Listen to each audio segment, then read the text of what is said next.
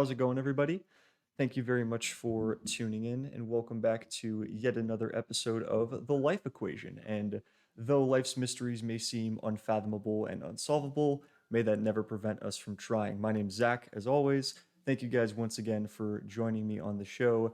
And thank you to my esteemed guest for joining me on the show, a guy that I've talked to a fair bit, who I've collaborated with over some community events, who I've talked a lot with. Pretty chill guy. He's over in Denmark and he's had some different experiences with travel, but overall it's just pretty down to earth. And I'm happy to have him on the show. So please welcome today's guest, Mr. NightFly. Hello. Oh man, it's gonna be fun. I'm so ready for this. Holy shit. Oh, by the way, before we start, I have a quick question. How are you feeling about like I swear a lot when I talk and curse and stuff. I mean, I'm gonna keep it to a minimum, but I mean, like it's technically an adult podcast, so like if you do end up cussing a little bit, like it's the way people talk. I've never had a problem with people cussing on the show. Funnily enough, it's just like I don't want to be like oh fuck like every 10 minutes I get that. But yeah, no, if you let a few out, I get it. Believe me, it happens. No worries about it. all right, sweet. I just gotta test, Gotta figure it out. Yeah, no, I think when I was just starting this podcast, funnily enough, it's funny you mentioned that. I really was just trying to find like what kind of podcast I wanted it to be. I do want the appearance of it to be a little more professional in tone, I guess you could say. At the same time, though, when I've watched a lot more, just like I guess podcasts like Theo Vaughn or people like that, if you've listened to them, there's a lot of times when people just talk, and I get cursing is like not something you want to do extensively if you're like trying to do it for humor, but I don't mind it. Like people are gonna let out a couple cuss words to be honest about something, and if it helps the show flow, then I really have no problem with it. So you're all good. All right, sweet. That's good to know because I should usually use it to like underline something if I'm feeling something very passionate about.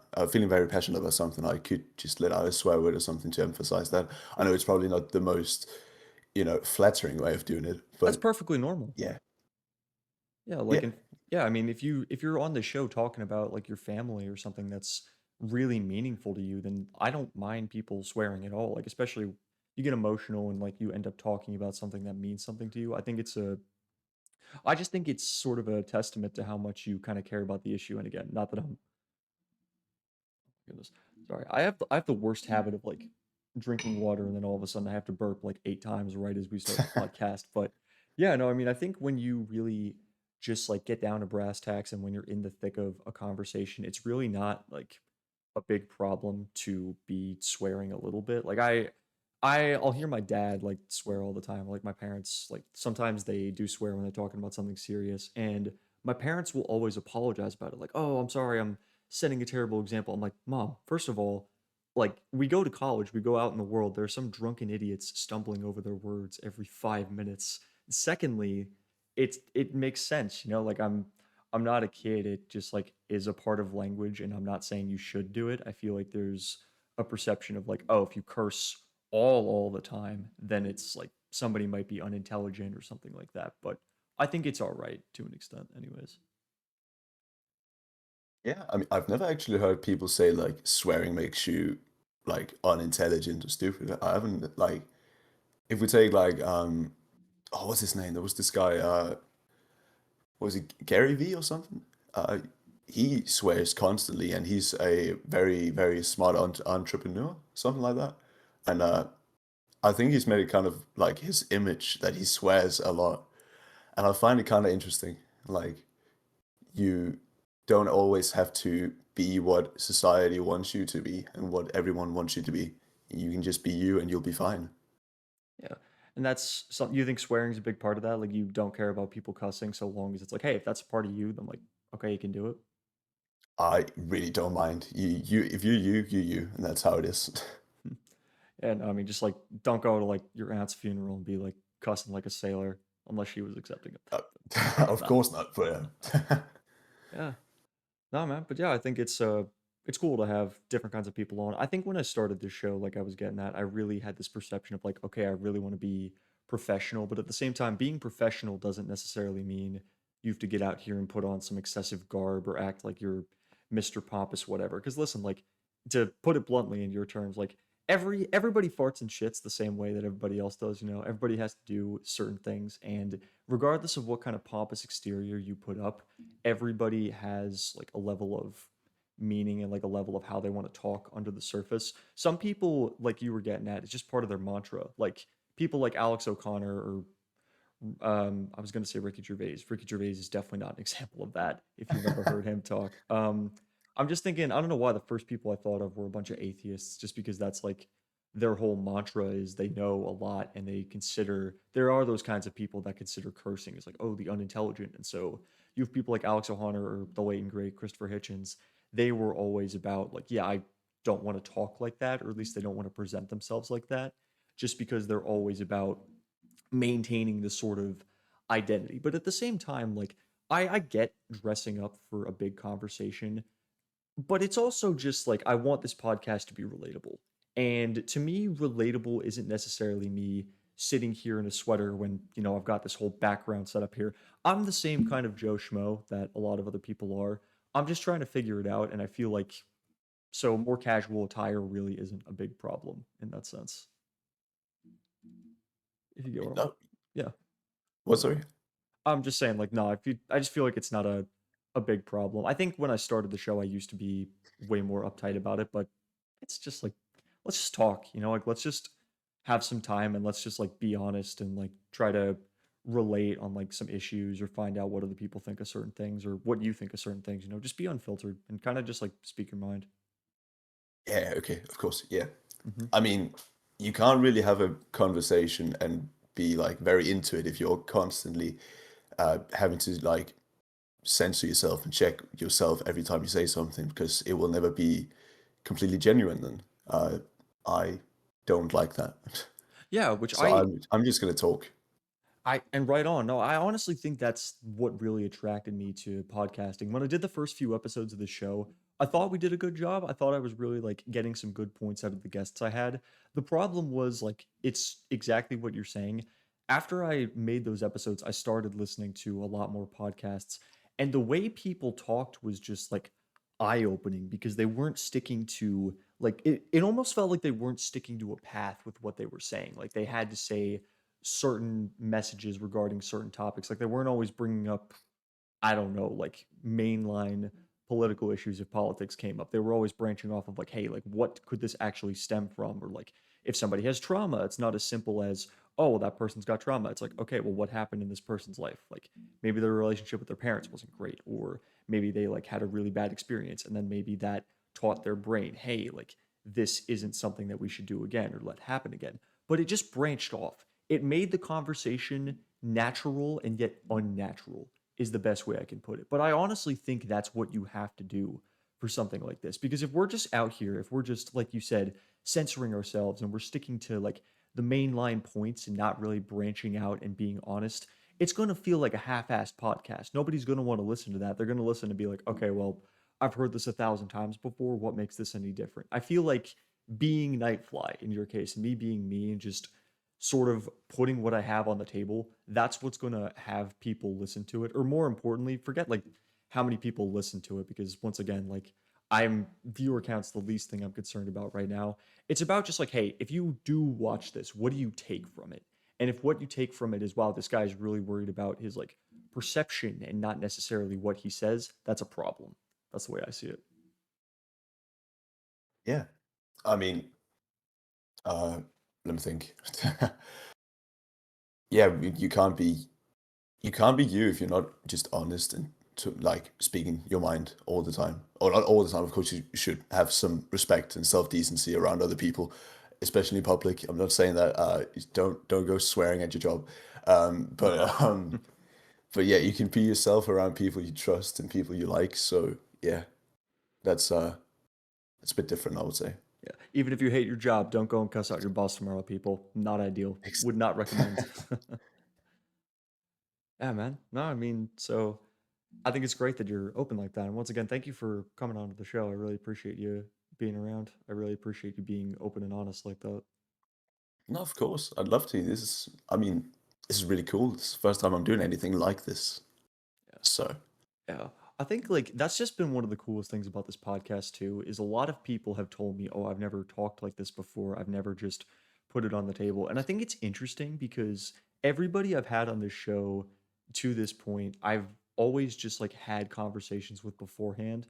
And at one point or another, you just the best way I can put it is you see the kind of person that they are. You really get a crack into like, hey, this is something I've done in my life, and kind of just having that be on a show, not for the sake of like their thoughts being famous or like my thoughts like getting out there for the sake of getting out there, but I just kind of like, it's exactly what you're saying is just like, let's pull back the red tape is like, I can tell you're a really cool person and it's like just getting to know somebody. If you know somebody at your job who you've talked to a fair bit and you think this person is actually really cool, like I would love to get to know you.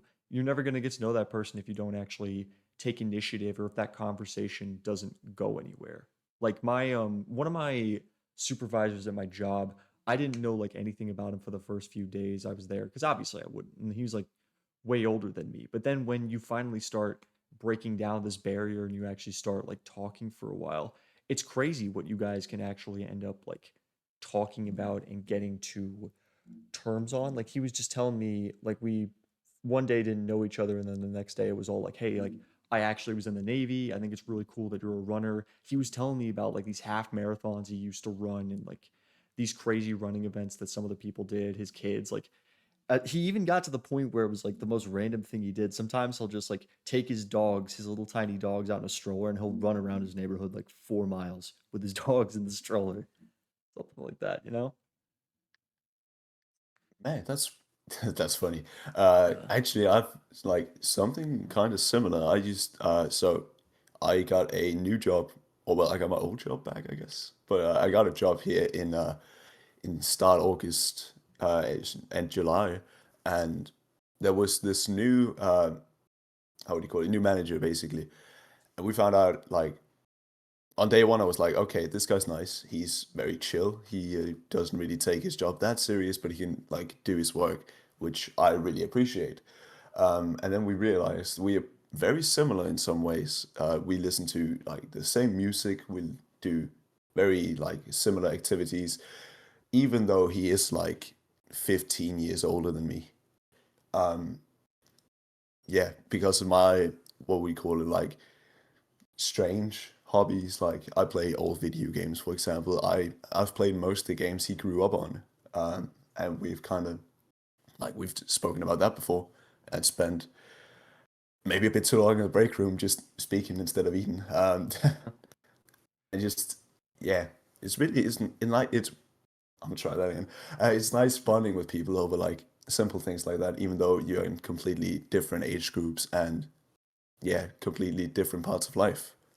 It just I lets think you that's I think it just like it's a reflection of like, yeah, like all these guys, like all these people that you meet were in the same position you were. And it really just like helps when especially if your job is something that you're not very active in, where you feel like you're not always moving or you're not interacting with people, then you get out and like you said, you go to the break room or you just shoot it off with somebody and you start saying like, wow, like these people are actually like super relatable. And it's weird when you've got a lot of people around you who are a different age group. Like my job is actually a lot. I don't know if you have like a lot more people older than you or younger than you in your job, but my job is like kind of strange in that way. I'm like by far the youngest person in my job. Everyone around me is like 20 years older than me. So sometimes it's like kind of hard for me to approach people and be like, "Hey, like do you want to talk about this?" Or sometimes like there were only certain things that I felt like I could talk about with the frustrations of kind of moving on with life to like my other 20-year-old friends that I met. But even then he was like halfway across the hall in his own cubicle, so I can't just like go out and talk to him. Interesting.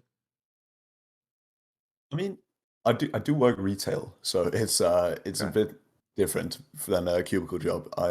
Yeah, so I'm kind of in the middle. I mean, of course we have the young ones, the 16-year-olds standing by the till and being on the floor putting stuff in the shelves.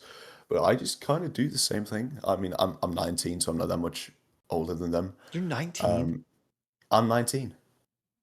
You What the didn't know? I thought you were like my age, dude. I mean, like you're not that much younger than me in that sense, but you like I mean this is a compliment. You sound a lot older than you are. Thank you. I appreciate that. Yeah. But yeah, yeah. So I am. Yeah, I'm not that much older than most of them, but usually I am the young one. Funnily enough, as well as in like the communities we are in, like I am. Yeah, I'm playing a.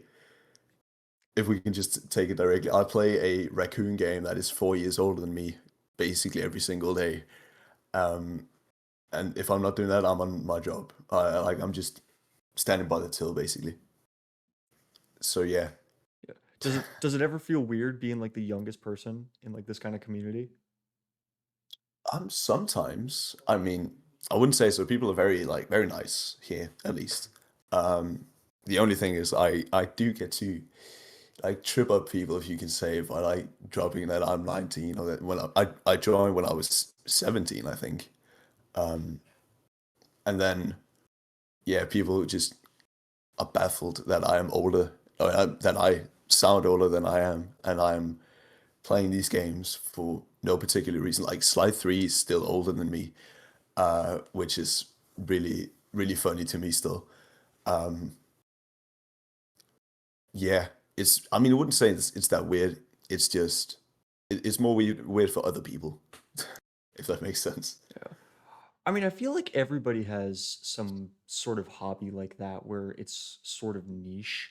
And like when it's weird as well when you reflect on your own age and how your age sort of relates to everything that's in modern culture nowadays. Like, not even just that hobby, but also thinking about all the stuff that is older than you, or like what came out. You want to really feel like what era of the world you were born in. Like, think about all the pop culture or like what was happening in the world when you were born. Like, I was born in 2002, and like I was like a couple months after 9/11 here in the States, which was a crazy deal. Like, I knew a few people that were born like a month before 9/11 happened. And then you've got like a bunch of other like random movies and like pop culture that like occurred and was like really significant back like around that time. Like the 2000s, I feel looking back on it was still such a transitional period of the world. Like by the end of the 2000s now, like you're getting into us with like the iPhones, and now this like podcasting is becoming a big thing. And there's just so much else that really changes to it. I feel like if you're like an 80s kid, it's the same thing. You have to think like, okay, what was happening in the 80s when like I was born? Like, who was the president? Like Reagan was the president, and then like all of a sudden, like when Bill Clinton became the president in America, like it was a really different transitional period. Like, this guy died, this guy died, this guy was here, this movie got made, or like something new came out that completely changed the world. Like, do you feel that way? Like, can you kind of like mark points like that in Denmark? I don't know if like Americans think about that too much, or like if this is something that's widespread. I mean, it's not really something that I've thought about that much. I don't really think anything really happened in 2006 in Denmark from what I remember. Funnily enough, I was born that year. I don't remember shit. But uh, yeah, I don't think anything like major happened. The only thing I really can remember is the Wii came out. Oh And that my was it. gosh. That's about it. So yeah, very chill year. Nothing big really. It's I just don't like, think. Oh, sorry, you go ahead. oh no, I was just gonna say like it's going back to the point, but it's like crazy to think about how much technology came out in our lifetime and how quickly it just moved along. Yeah, yeah, that's crazy. Like we went from the Wii in 2006 to what was it, the Wii U that kind of flopped, and then the Switch, and now the OLED Switch, and I feel like it's gone by so insanely quick, just with the Nintendo consoles at least.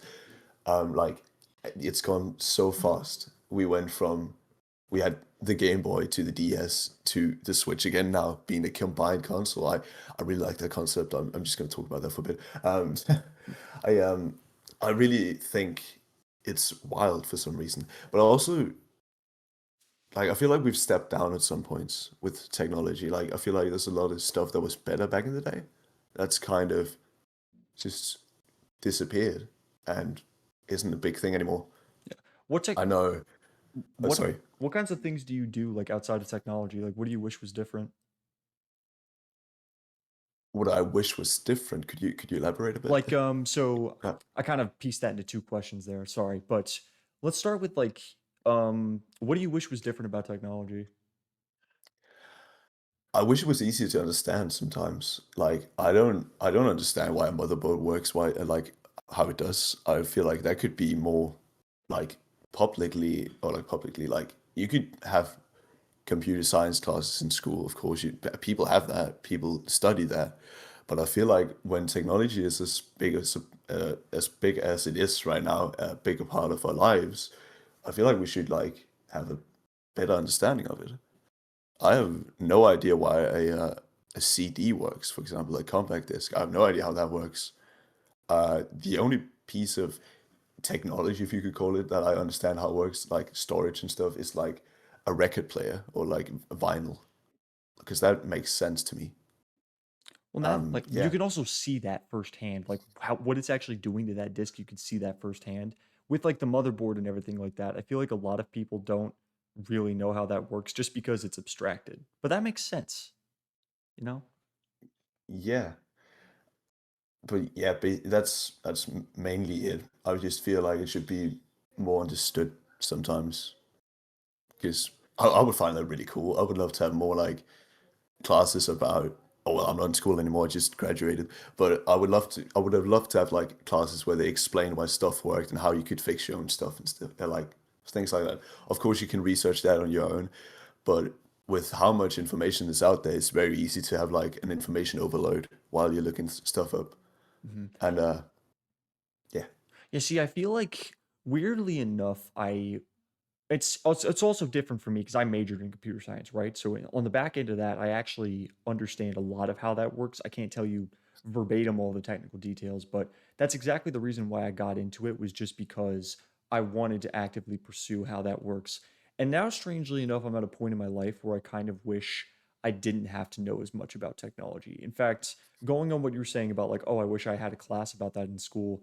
I have a bunch of people in like my church youth group that I've been going to. Our pastor was actually telling us just about how he like you couldn't go through grade school in the States back in the day without taking a class based on logic, right? Just like plain old logic. It talked about like Aristotle and like some old school ideas. And I feel like to our generation, that is unheard of. But at the same time, I feel like that's a really interesting concept. Just like breaking it down to the bare bones and not necessarily feeling like, okay, I have to know about this super advanced concept. It's just like, hey, here's what you want to understand as like a human being. And here's what you want to understand about the absolute fundamentals. Whereas like computers and technical specs, that can all be something that you want to pursue only if you choose to. Like, I honestly feel like if anything we could do with taking a step back, I feel like having so many hobbies be based around technology isn't necessarily a great thing. I feel like it's better if you're actually able to do a lot of things by yourself because then when like if AI ever breaks down or if your power goes out, you still have to be able to figure out, okay, well, can I activate my gas stove? Oh yeah, I can. I can just turn the dial and then click a lighter. Boom, and there the propane still comes out even though it doesn't light by itself. You can do that without electricity and stuff like that. I feel like that's something really that's like just an important concept that people kind of sleep on. I don't know if you feel like that, if you kind of follow where I'm going here. Dude, if the power went out and like everything broke down, I would be so screwed. I have no idea what to do then. I'm so lost in that case. But yeah, I feel like we should have like it should be more publicly known how to like protect yourself in that case, like basic survival skills. But I think maybe that just come naturally.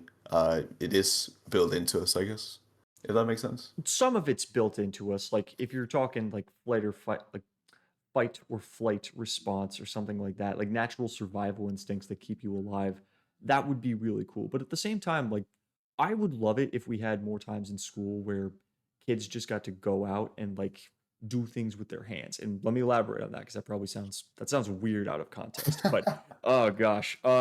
Anyways, like but you know what I mean? Like one of the most common things I've heard people say is that schools aren't meant for like especially for masculine traits to be expressed. Kids aren't really experiencing that in school. Like if you want kids to really have something like that, if you want guys to have something like that, that's why they go out and like join the Boy Scouts or do something like that. That's why they like climb trees and like get their hands dirty and do things like that because it also helps them to learn just like the value of physical work. Like it's ironic that I'm talking about this considering my job is like a cubicle job in front of a computer, but I think there's a serious value that we've slept on of just like your average like blue collar like public service worker that can do a lot of things that some people can't, like being able to change a tire like you were saying, or just being able to start a campfire by yourself. That's something that's really cool. Or if you live in a big property, like if you I come from like a very rural area, and some really cool things that I was able to learn was just like, hey, here's how you cut a log with a log splitter without having to use a chainsaw for it, or like, hey, here's what you need this like dry bramble for. Here's how you skin a deer. I got to do that one time because my dad hunted deer. I'm not saying we have to make like school kids skin a deer. Of course, like if you throw that That out, yeah, no. Some people wouldn't be ashamed. Like, what am I saying? Some people wouldn't be gun ho about that. But to kind of reel this all back in, I just feel like that's what we're kind of missing with AI nowadays. I feel like if we can encourage kids to get outside, if we can encourage kids to like read a few books or learn something by doing it, or look at a car the same way they like you do a computer and say like, hey, how does the engine part of this actually work, or how would I actually start a fire, or how would I do this by myself? I guess like the fundamental thought that people have that they might find with computers. I want to make people more curious about things that aren't related to technology, if that makes sense. Yeah, totally. I agree. I would love to know how to like protect or not protect how to survive, if that makes sense. Like in the wild, very very crazy. Um, but yeah, I have no idea how to like. I've never held an axe, for example. I've never chopped down a tree. I've never done anything like that. We just had a fireplace installed, so I'm gonna have to learn that now. But I've never done anything like that before. I'm very much an inside kid, if you could say that. I stay inside all the time, basically, because it's safe and it's what I know. But I feel like it should be, I should at least improve myself in that regard. I should go out and learn how to like actually find food without having. Oh, well, I guess that is kind of the thing, though. Do you need to do that anymore? Like, we have supermarkets, we have food shops, we have restaurants everywhere. Do you need to be able to get food yourself? I mean, Like, at that point, go and hunt and skin a deer, for example. I mean, you I get. Sorry. no, you're fine. I'm sorry. I was like, yeah, this is why I want to have like more in-person episodes. Sometimes it's easy to just like have one person talk and another person try to make a point like without face-to-face contact. It's interesting. All I was going to say was that like at that point, I'm not saying everybody needs to go hunt, because not everybody like you definitely, like when I said you skin a deer, you're seeing like all its guts and muscles, and like I'm used to that because that was my life. I grew up around like a bunch of people who did that and hunted, but like not everybody's comfortable with that. I get that. But also, it's definitely like it was a cool skill to have. It felt like I was really doing something. It felt like I could actually provide for somebody. And to your point, I don't think supermarkets have definitely made everything a lot easier. Like maybe just like if people learned how to like garden or like grow a couple of like plants or vegetables, I feel like that could be something that's a little more universal. But again, like I don't know if that falls into the same category I was talking about with like I don't know. I mean, it's not like skinning a deer, you're not like going out and like hunting something, but still like that's an opportunity to actually like just kind of let kids learn things for themselves and like get their hands dirty and do something physical. I feel like in school a lot of it is sit and wait and then do it this way, and if you're not doing it this way and if you're not being rudimentary, then there's something wrong. But I feel like that's not how the world is in a lot of senses. Is like you learn a lot of things by making mistakes and giving people to learn like the room to do things wrong. And then if you mess something up, it's like, okay, wow, that really sucks. But then it's actually a lot better in the long run because then like you never make that mistake again. If you're competent, you learn from that, if that makes sense. Yeah, I mean, I get that. That's very true. I still. Oh, how do I phrase this? I would say like oh, I completely lost my train of thought there. We're good. Oh, sorry, what was the question again? Sorry, I just I completely blanked. No, no, no, it's good. Like we're kind of jumping from point to point here. I was just saying like, do you think that's something that could be beneficial? Is like if like well, you were talking about like, do you even think we need supermarkets anymore? So do you think like it's necessary for people to do things that are more like physical and like less rudimentary, like in a classroom, for instance. Oh, yeah, yeah, okay. So you had the example of gardening earlier. I think that's a great idea. People should know how to like actually grow stuff in case we are ever in some kind of situation where you can't get food. Because like growing crops, growing tomatoes, cucumbers, stuff like that is pretty good. It's good to know, good to have because you can get basically all the nutrients you need from that. Uh, or basic, I would say basically you need meat, of course, but it's a pretty like it's a good skill to have to know how to fend for yourself in that way, in that regard. Hmm. Because yeah, you need food. Yeah. Do you think like Uh, Denmark, like, did your school system, you think like do a good job of emphasizing that? Like you need to do these things yourself? Did you ever get to do anything like that outside? yes, actually, we did. We had oh, well, in some way, we didn't have to skin a deer. I would hope Uh, not. but we did go to I had a okay, so we didn't have specific science class. We just had a science class most of the time. It's not like at this point we didn't have geog. I'm talking back when I was like, what was I, 12 to 15. We never had geography and biology and chemistry and stuff like that. We had that later. But in the very beginning was stuff like, okay, we're going fishing today. Here's what you need to do. Here's what you do. Here's how you, when you've caught a fish, here's how Do you you guys got to got it, go basically. fishing in school? Yeah, they taught us that, so we can do that, which is very awesome. I like that.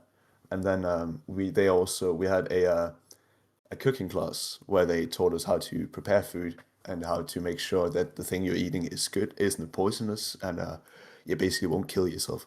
Uh, uh, yeah, See, I feel and like that's the kind of thing that a lot of schools like need to do. I feel like fishing is such a good intermediary between like the blood and guts of hunting and like also just doing something with your hands, like knowing, hey, here's some fundamentals about setting this up and like don't do X with the hook, otherwise you might just cut your face off. I feel like some people when they hear things about like hunting or fishing or like something physical, you really overlook just like the amount of things that can go wrong. Like I remember when I had like a blue collar job, we had this giant log splitter, and sometimes you try and like kick the logs into the open like funnel, and you don't think it's like that big of a deal, but then like my boss would come up and say like, "Hey, by the way, I've seen people like get their legs like caught up in something, and then like we've had to immediately stop it, otherwise the guy's leg would get completely shredded." And like that's a bit of an ooh, extreme example, but like even with just like a tool like that, I've had like my grandfather one time when he was fishing on the beach, he like I don't even remember exactly what he did, but he like flipped the barrel, which is like the actual part that holds the spindle for those of you who don't know on the fishing rod. He just like I guess he released it at the wrong time or he like flipped it when he didn't mean to. Like ends up spinning the hook around and it like stuck right into his lip. ooh, Yeah, and like but ah, like he got it out thankfully. Like he doesn't have like a form of cleft lip or anything like that after the fact. okay. But like a lot of school kids, like especially if you don't say like, "Hey, here's why you want to know like what to do with stuff like this," a lot of people can just make that mistake, like evidenced by the amount of people in society that make the mistake. Yeah, Yeah. I mean, quick, glad your grandfather's okay. It didn't tear away his lip or something crazy like that. But yeah, nope. A lot of people don't really get like how can I say intricate fishing is. Like it's more difficult than you think. Because, or it was for me at least. I had a difficult time learning it and having to do things correctly. We had okay, so of course there's many forms of fishing. We would learn very basic, or you just what was it, fly fishing or something like that? No, it wasn't fly fishing. I don't remember what it's called in English, but we just stuck a worm on the hook, threw it out, and then slowly reeled it in, so it seemed like live bait. And yeah, or not live bait. What was it called? It just yeah, it seemed like prey, I guess. Um, and I had a tough time actually catching anything for a while because I don't know, I think I did it too quickly or something. I reeled the line in too quickly when I did it. And as soon as I like was told this is how you do it, how you do it correctly, I immediately caught a fish, which is crazy lucky as well because it's not purely skill. Um, And just to go back to the thing we said, we talked about earlier about how school teaches you stuff and like, okay, you're doing this. This is wrong. This is not good. You shouldn't do this. Stop this. My teacher, instead of being like, "Yo, you're doing this wrong," he was like, "Okay, I see why you're doing this. You should try doing it like this instead. Yours could work. This is more effective. Try this instead." Being like very like having constructive criticism. Mhm. Is that Yeah, you the got it. word? I don't know. Okay. But yeah, I that was uh, something I really appreciated at the time because I found that easier, or not easier, but I found that a bit more, yeah, a relieving way of learning instead of being told you are wrong all the time. I feel like Because that's something that I need to take to heart as well because I've been very bad about that over my entire life. Like even when I was just moving into this apartment, like my dad, like I was trying to set up this drawer into like my bed or whatever, like my dresser. And I'm very like insistent. I'll fully admit that. Like I'm very stubborn when it comes to putting things together or figuring things out. If I see that something has a problem and like it's not getting solved, I'm the one that's gonna like just try and be like super persistent about it. And it's difficult when like you see that thing immediately and it's not getting done, and I feel like having that kind of voice or just like understanding, like you said, taking in like somebody else's perspective of it and understanding, hey, this is like a more effective way of doing this. Like if you are able to take that, I think it's something that's extremely effective. Like going back to our previous example, actually, when I first learned how to like really split a log, I was terrible about it. This was actually just like a couple of years ago because our log splitter was broke or like our neighbor took it back. But I was out there for like 2 hours just trying to like cut this one log during Thanksgiving before our uncles and everybody all got there.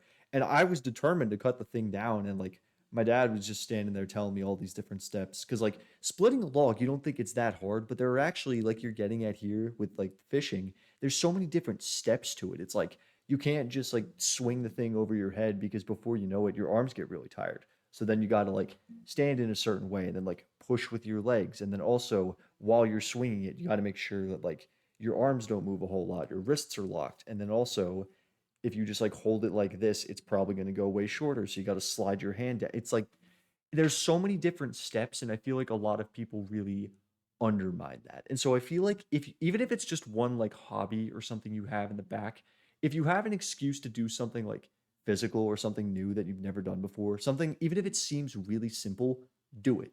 Because I guarantee you there are like 5 different steps in that process that you never even thought about. yeah, that is very true. There's a lot of steps to everything, basically. Uh, and yeah, you just pointed out as a pretty good example with the lock splitting.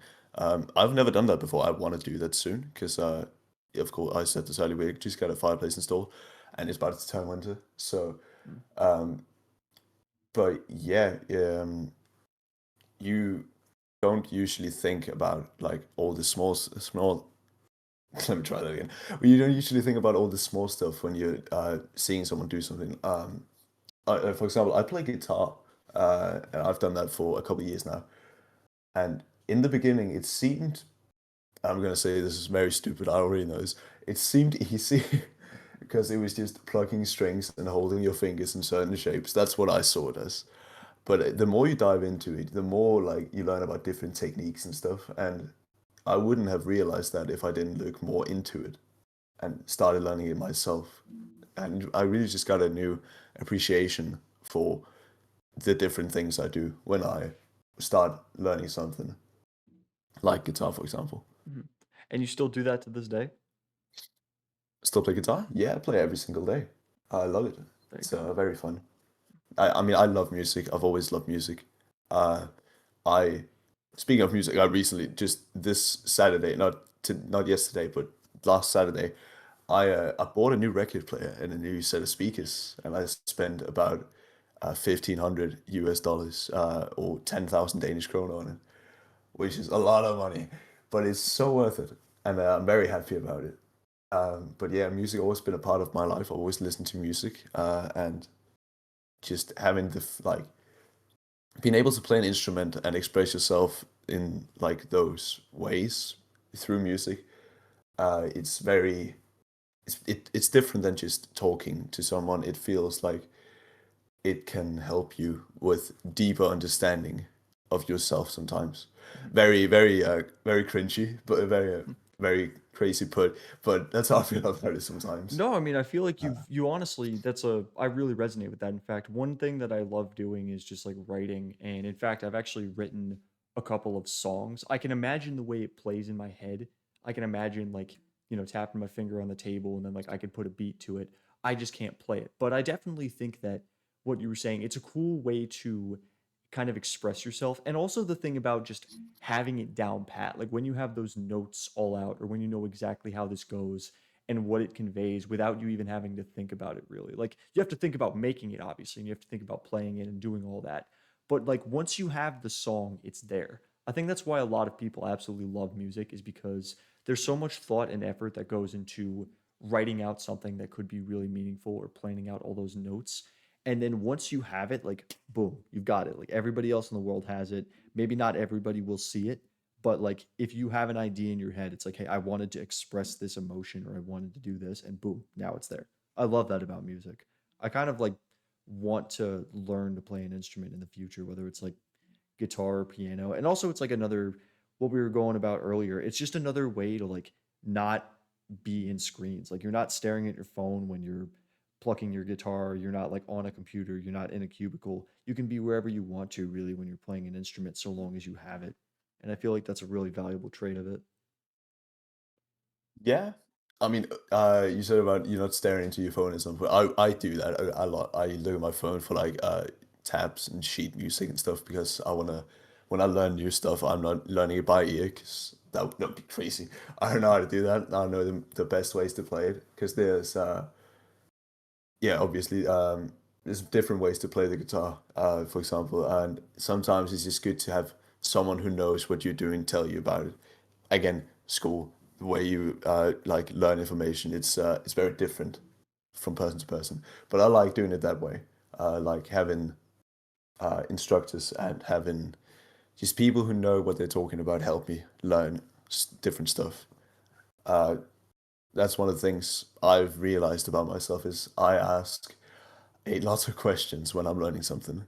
Um, I don't know if you remember, but in the very, if I can just cut back to slide real quick, back when I just started speedrunning, for example, um, one of the like I immediately went into the Discord and started asking all the questions, all of them, because I wanted to know why things worked and how they worked, and what different outcomes you could get from different things. Because then I knew what I was doing, and then I had the knowledge, and it felt easier to comprehend what was happening.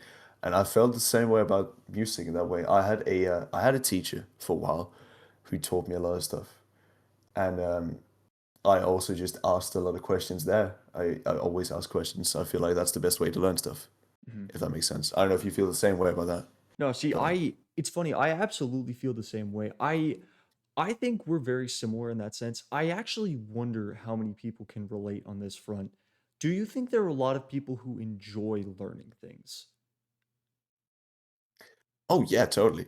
I mean, if you don't, I mean, okay, I was about to say if you don't like learning things, what the hell is wrong with you? That's a bit mean, maybe. But I like if you don't learn something new, if you don't like learning, then I don't really completely understand you because doesn't your life just get dull, get boring really quick? You don't do if you just keep doing the same thing, same things. If you're not learning anything, you're never doing anything new.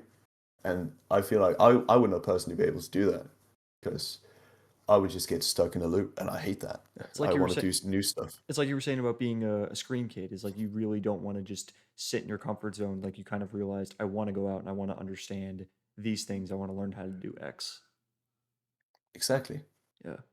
Now, it's interesting. I feel like a lot of people at this point in their lives, like I was very much the same way you were when like I was around like when I was growing up, like when I was 10 years old, I was like hunched over with my like little DS. Like I played video games like pretty consistently as a kid. And in a way, I feel like it was like I kind of am glad I did some of it because I made connections with like knowing a few franchises and meeting people from it. Like talking to you right now and talking to a bunch of people in like our speedrun communities or whatever. It's like it's interesting. And I've definitely met people who I've loved talking to in these communities. That being said, I definitely missed out. I feel like I missed out on a lot in my life when I was a kid because that was what I knew. Like I feel like I could have as a kid learned a lot more. Like I could have gone out, I could have done more physical things in the yard, or like I could have actually learned new skills if only I wasn't so obsessed with like, no, I'm cool with just playing this. And now that I'm an adult, I kind of like look back on my younger self and I just say like, you were such an idiot. It's like you could have done so much with this time, and then all these little hobbies you want to pick up when you're an adult and when you don't nearly have as much time. It's like, hey, now I want to start writing, or now I want to learn an instrument. Then you realize, oh no, like my job is the entire thing, and then now I got to worry about my social life as well. And then I get home and my house is a wreck, so that's like an hour to do this. Oh, now you got to go to the grocery store, and now you got to clean up. And I'm not complaining about it because everybody has to do it. Like that's just life at this point.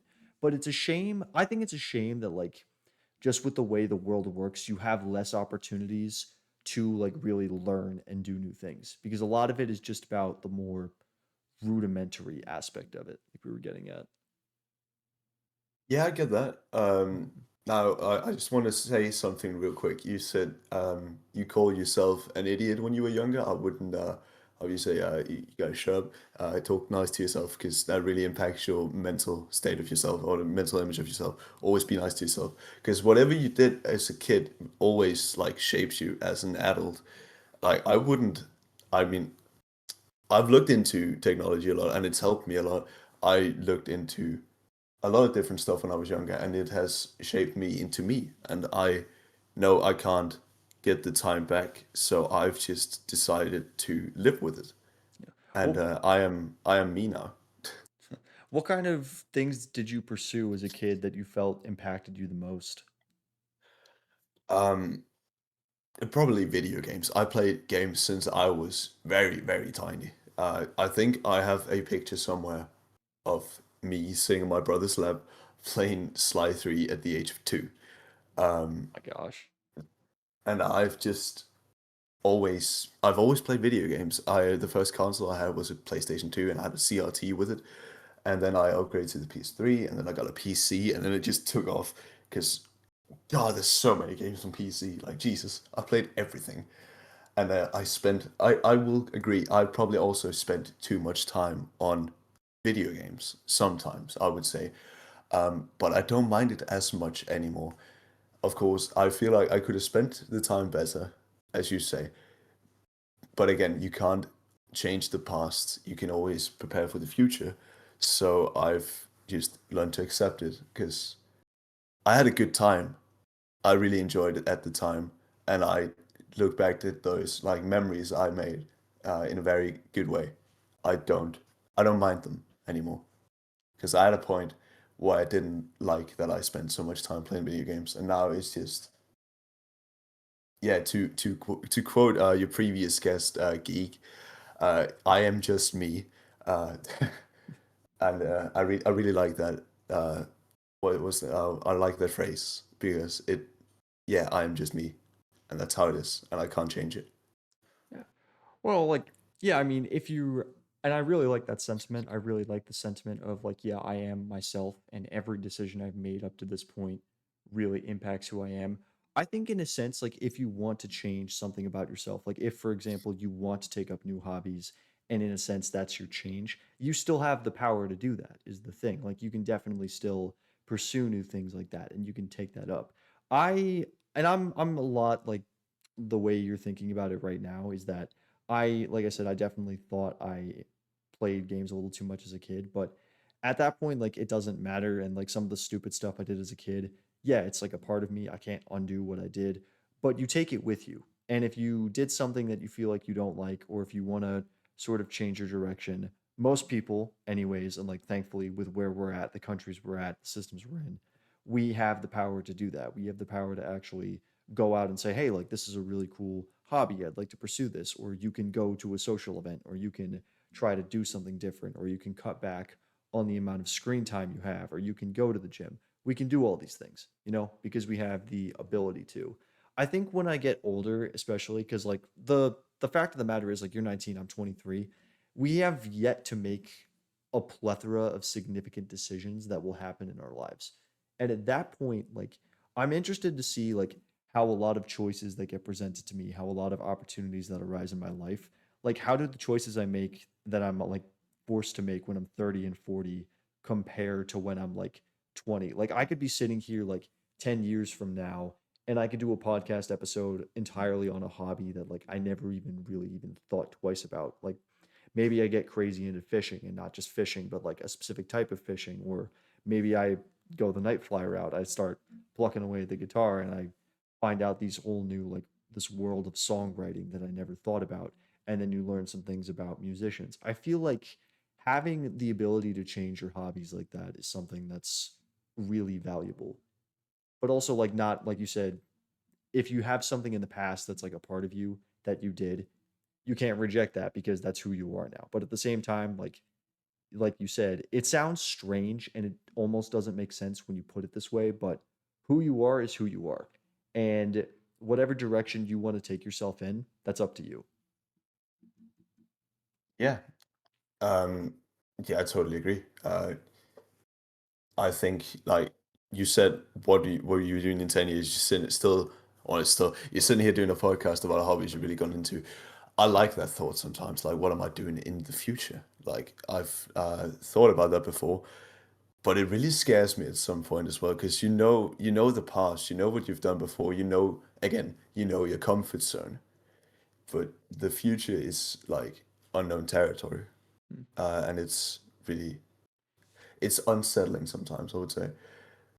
But yeah, you know, you gotta take life one moment at a time. You can't always be living in the past or the future, but you can't be living in the past.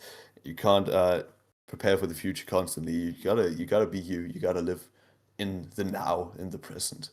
And yeah, I've thought about that for quite a bit because I always thought, okay, but if I do this, I won't be able to do this later, and that would bug me because I want to do this later, but I also want to do this now. Uh, like we say, let's say I went clubbing last night with friends, even though I knew I had to be here tomorrow, and I knew that I was probably going to be a little hungover, which I am. I will be honest, Oh my but god. I am trying my best to be very social and talking to you and controlling myself.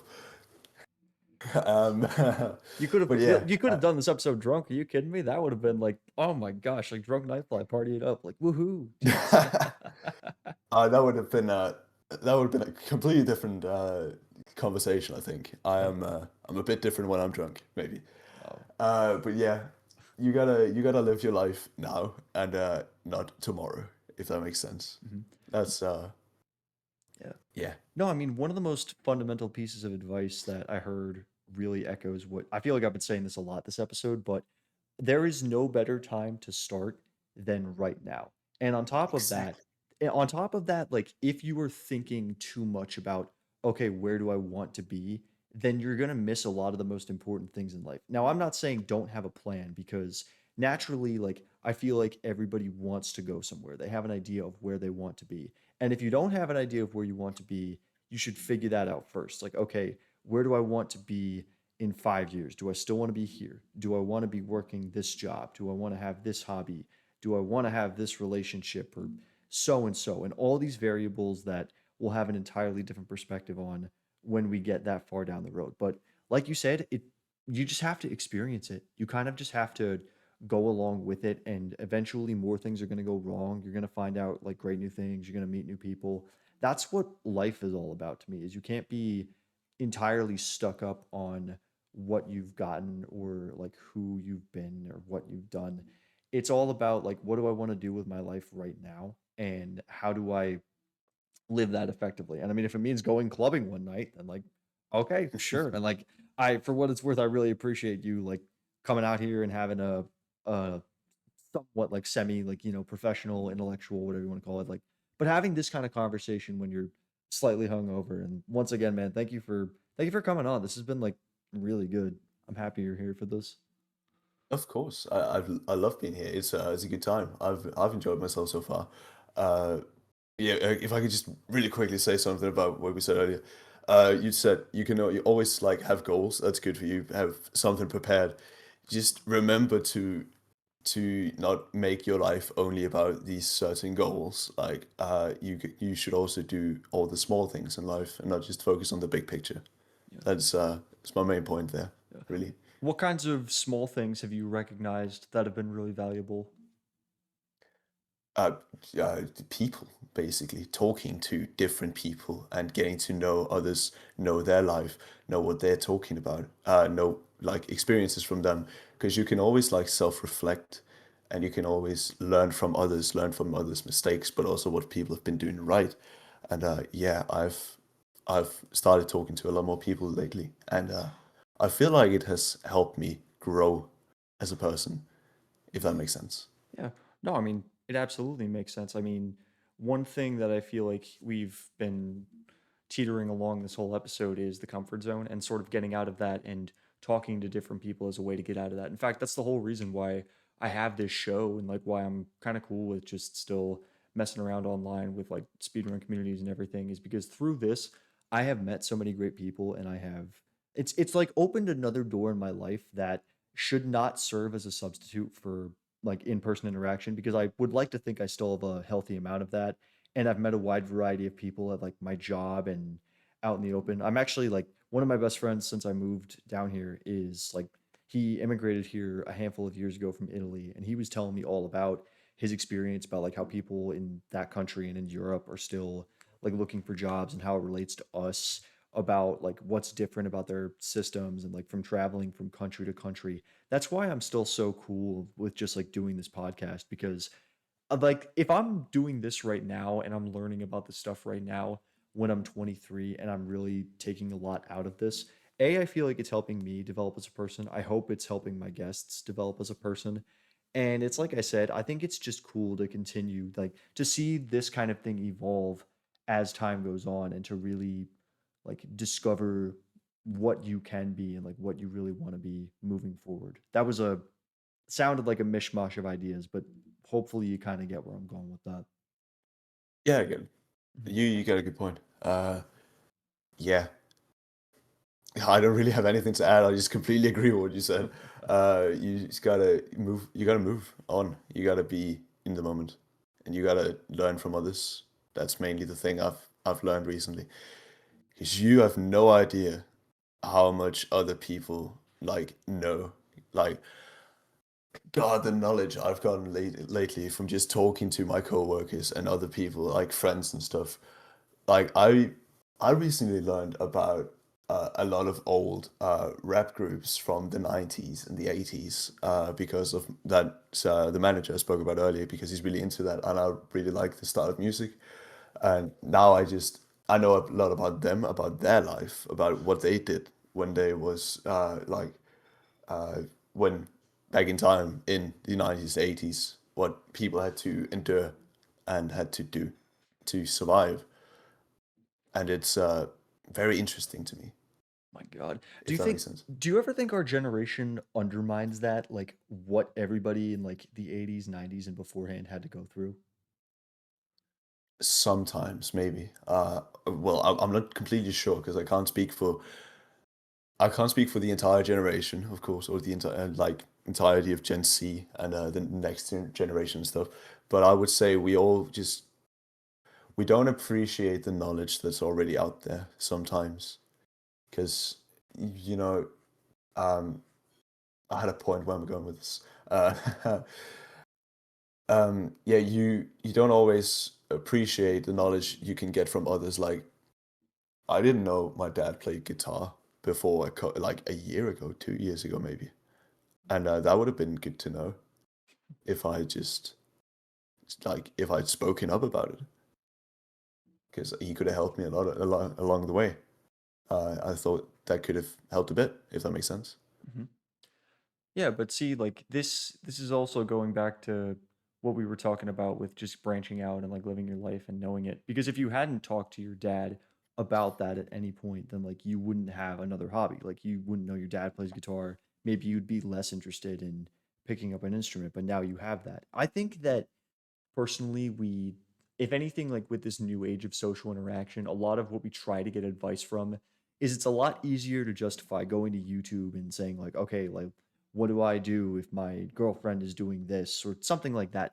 You want to know what's an even better form of advice, or what an even better action to take is like talk to somebody who has actually lived that experience, because more so than just giving you like a list of rudimentary like points to go off of, everybody's life is going to be different. And so here's something that like actually needs to be done.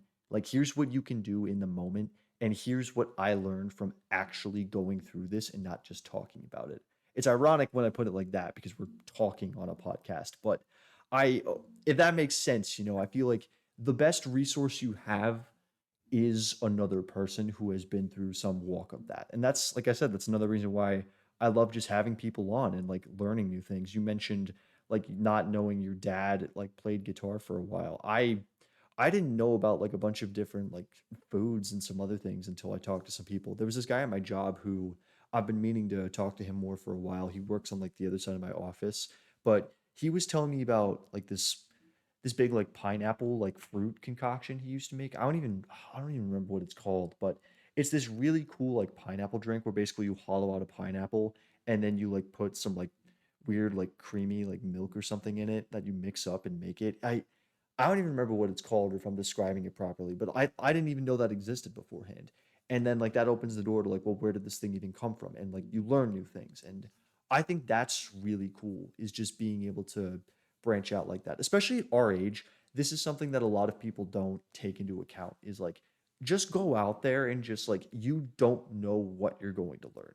You don't know what is going to happen, or like what stone you might tumble over, or what opportunity you might run into if you just stay in one place. That is why like it is meant for you to go out and to experience new things and to have new encounters and to have variance like that.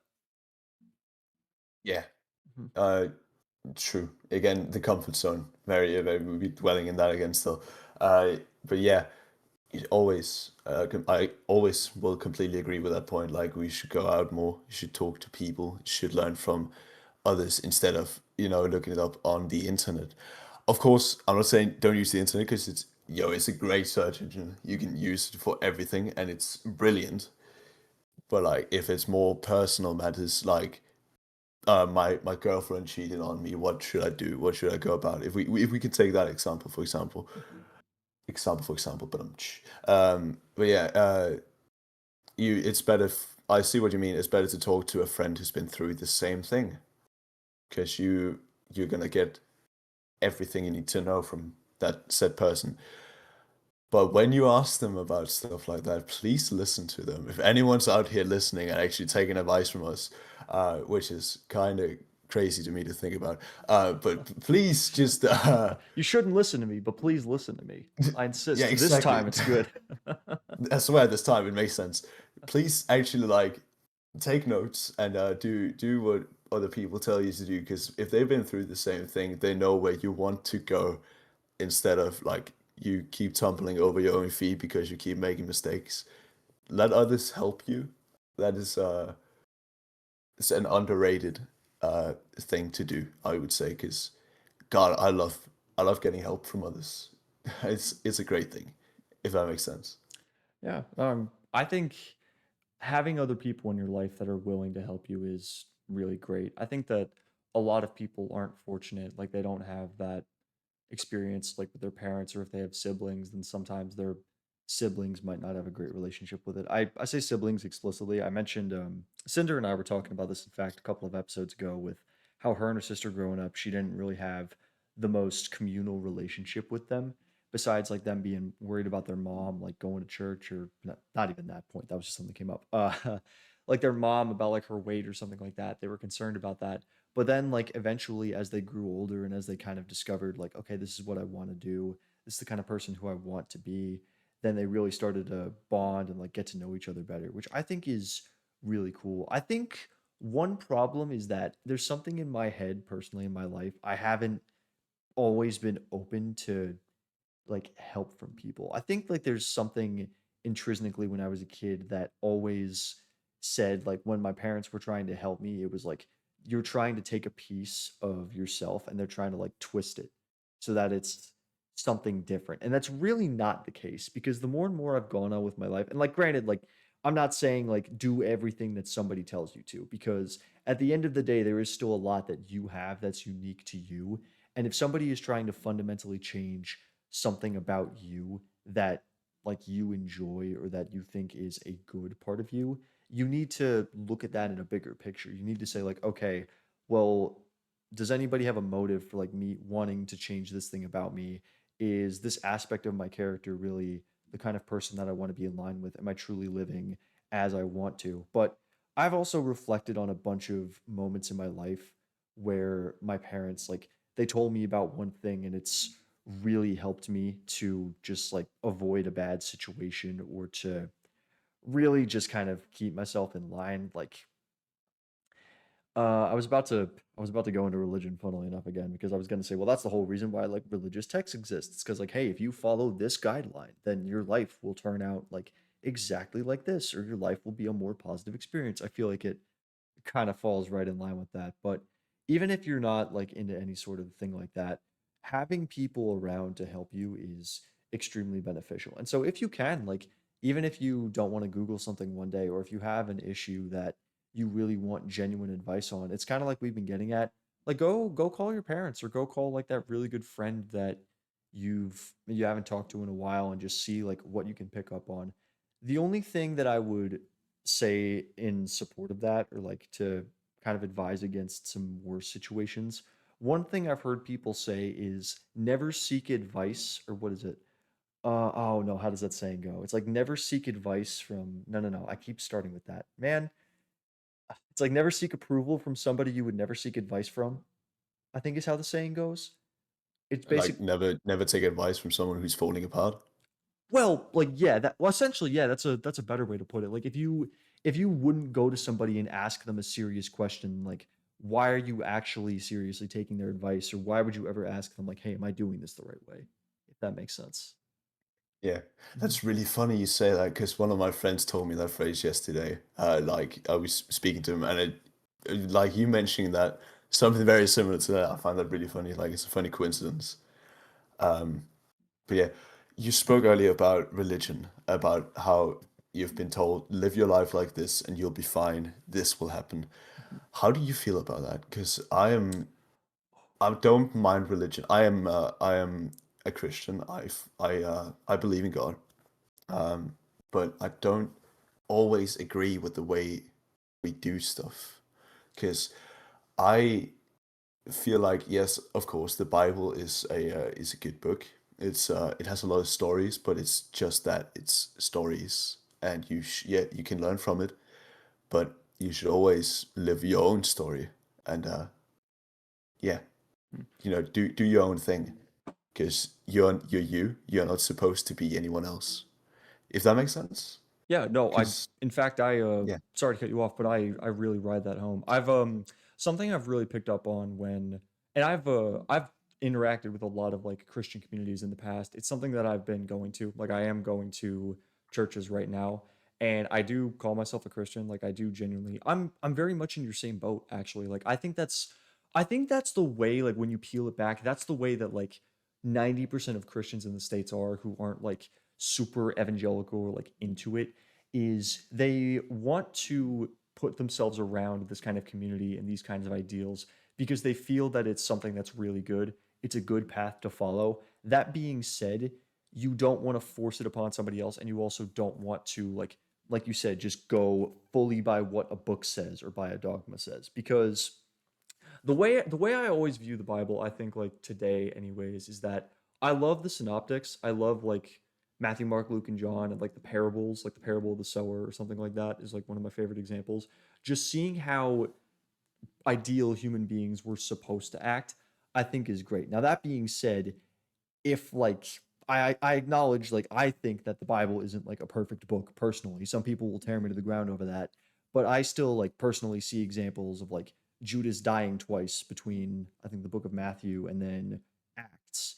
And you're like, well, how does he die over in a field here? Then how does he die in this book? Stuff like that that people disagree on. And also like, this is the big point that people will bring up nowadays. It's like now that gay marriage has become something that's a lot more like acceptable and communal, like with Leviticus 28:11 or like 2011. That's like Don't I'm a, ask me. I have no idea. I'm an awful Christian in that sense, so I'm caught. You caught me. But somewhere in there, like the line in Leviticus that says like any homosexual act, like you'll be put to death and everything like that. I feel like you have to take a lot of this religious experience with a grain of salt. Like I love the messages of like being nice to people, and I love that you want me to live a great life. That being said, I do believe there has to be some sense of individuality. Like I believe if you live your life based entirely on a rule book, then you will never really discover who you need to be or who you are. And I feel like this is something that we kind of went back to with we've been circling back on points a lot this episode, but it's not a problem. It's all been coming together. I think this is a reason why some people say like school, like you need to have a little more freedom in school with kids just being able to get out and like be themselves and not always having to worry about like, oh, hey, well, if you don't do this or if you say this, you might get sent to the principal's office or you might seriously be punished. Because what does that do? Intrinsically, if you say like, oh, if you go away from the main rule book, then you will be punished. Well, then of course, like nobody is ever going to try to be individual or nobody is ever going to really kind of discover who they are. In the same sense, like if you try to force somebody to always follow by a specific rule book, they might go away from that rule book, but it's not because they're trying to be like some evil douche. It's because they actually have one thought over another and because they really want to like discover more about themselves and they really want to try and be their person and not like they don't we're not drones in a factory is the best way I can put it. It's like you don't just like read the instruction manual, print somebody out and send them along the assembly line. It's like every person is individual, every person has their own thought process, and every person is going to look at it differently. And it's not just Christianity that I feel like could be guilty of this because like every religion in a sense, all religion is it's a sense of guidelines and a belief system. It's like, hey, do you believe this actually happened? And then if you do believe this is actually happening or has happened, then here's the set of guidelines you have to follow. Christianity is like that. Islam, the Quran is like that. Judaism with the Torah and like 5 books of Moses, all of it's like that. There are, and that's just the Brahmic religions. You've got like Buddhism, and you've got like Shinto with Japanese, and you've got all this other hubbub, like a bunch of religions I probably don't even know about. And I feel like it's in today's society, like call me like overly secular, but I feel like it is more detrimental if you go like whole hog on a religion. I feel like there has to be some degree of separation.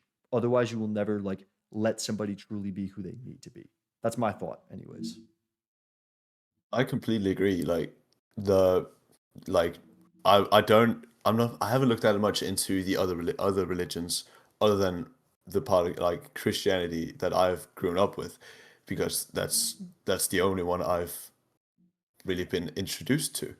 So, but again, we don't follow the Bible completely still, because you came with you spoke of gay marriage earlier, which is perfectly fine. Like, there's nothing wrong with that. And it says, if I remember correctly, oh, I might be butchering this. I'm sorry if I do, but it says something like, um, a man who marries another man should be stoned or something crazy like that. That's So that's like, the Leviticus verse I was talking about earlier. yeah, that's insane Mhm. because it's still a person.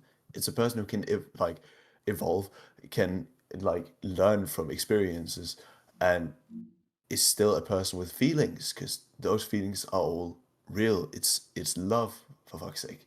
Sorry. But Like I said, do not be bashful about cussing. You're all right. You're fine. okay, sweet. But yeah, I don't think that's smart because we always had like the Bible is so crazy sometimes. Like I've read through a couple stories, some of the things where the people are like, if something like this happens, do this, and I don't get it. It's like was I don't remember certain examples, but there's so many extreme examples in the Bible where it would never happen today because it's simply just crazy. Because again, it's a 2,000-year-old book, if not older. I'm very bad in my history here, It's but at least 2000. at least 2,000 years old. Of course, it's going to be outdated at some point. I mean, we can't like keep going around living like we're in year five when we're in 2025 at this point. Like, we need to evolve as a society or we all doomed. Yeah, no, because yeah, go ahead. some people who are like very fundamentalist, they call it, will like always say like, "Oh no, we need to follow this book exactly." But like then like at some point or another, it's like you, and this is what I was getting at earlier. If you only look at like just this framework, you're gonna miss so much of the world that actually exists. Like a lot of Christians, like maybe way back in the day when that book was first developed, like the Bible says that like okay, the earth was made in 7 literal earth days, and Christians have their own interpretation of that. Like a day is whatever to God, and like maybe 7 days is really a long stretch of history. But then you still have some people who are like young earth creationists, they call them. And I'm throwing around some technical terms here because I've like researched Christianity a little bit. Some of this is like back here, but anyways, like young earth creationist is basically like you actually believe the earth was made in like 10,000 or like yeah, the earth is only 10,000 years old basically. Like you believe the earth was made in like 7 literal earth days, which modern science and like a lot of other different viewpoints will tell you that's complete BS. Like we've got 4.5 billion years the earth has been around for or something like that.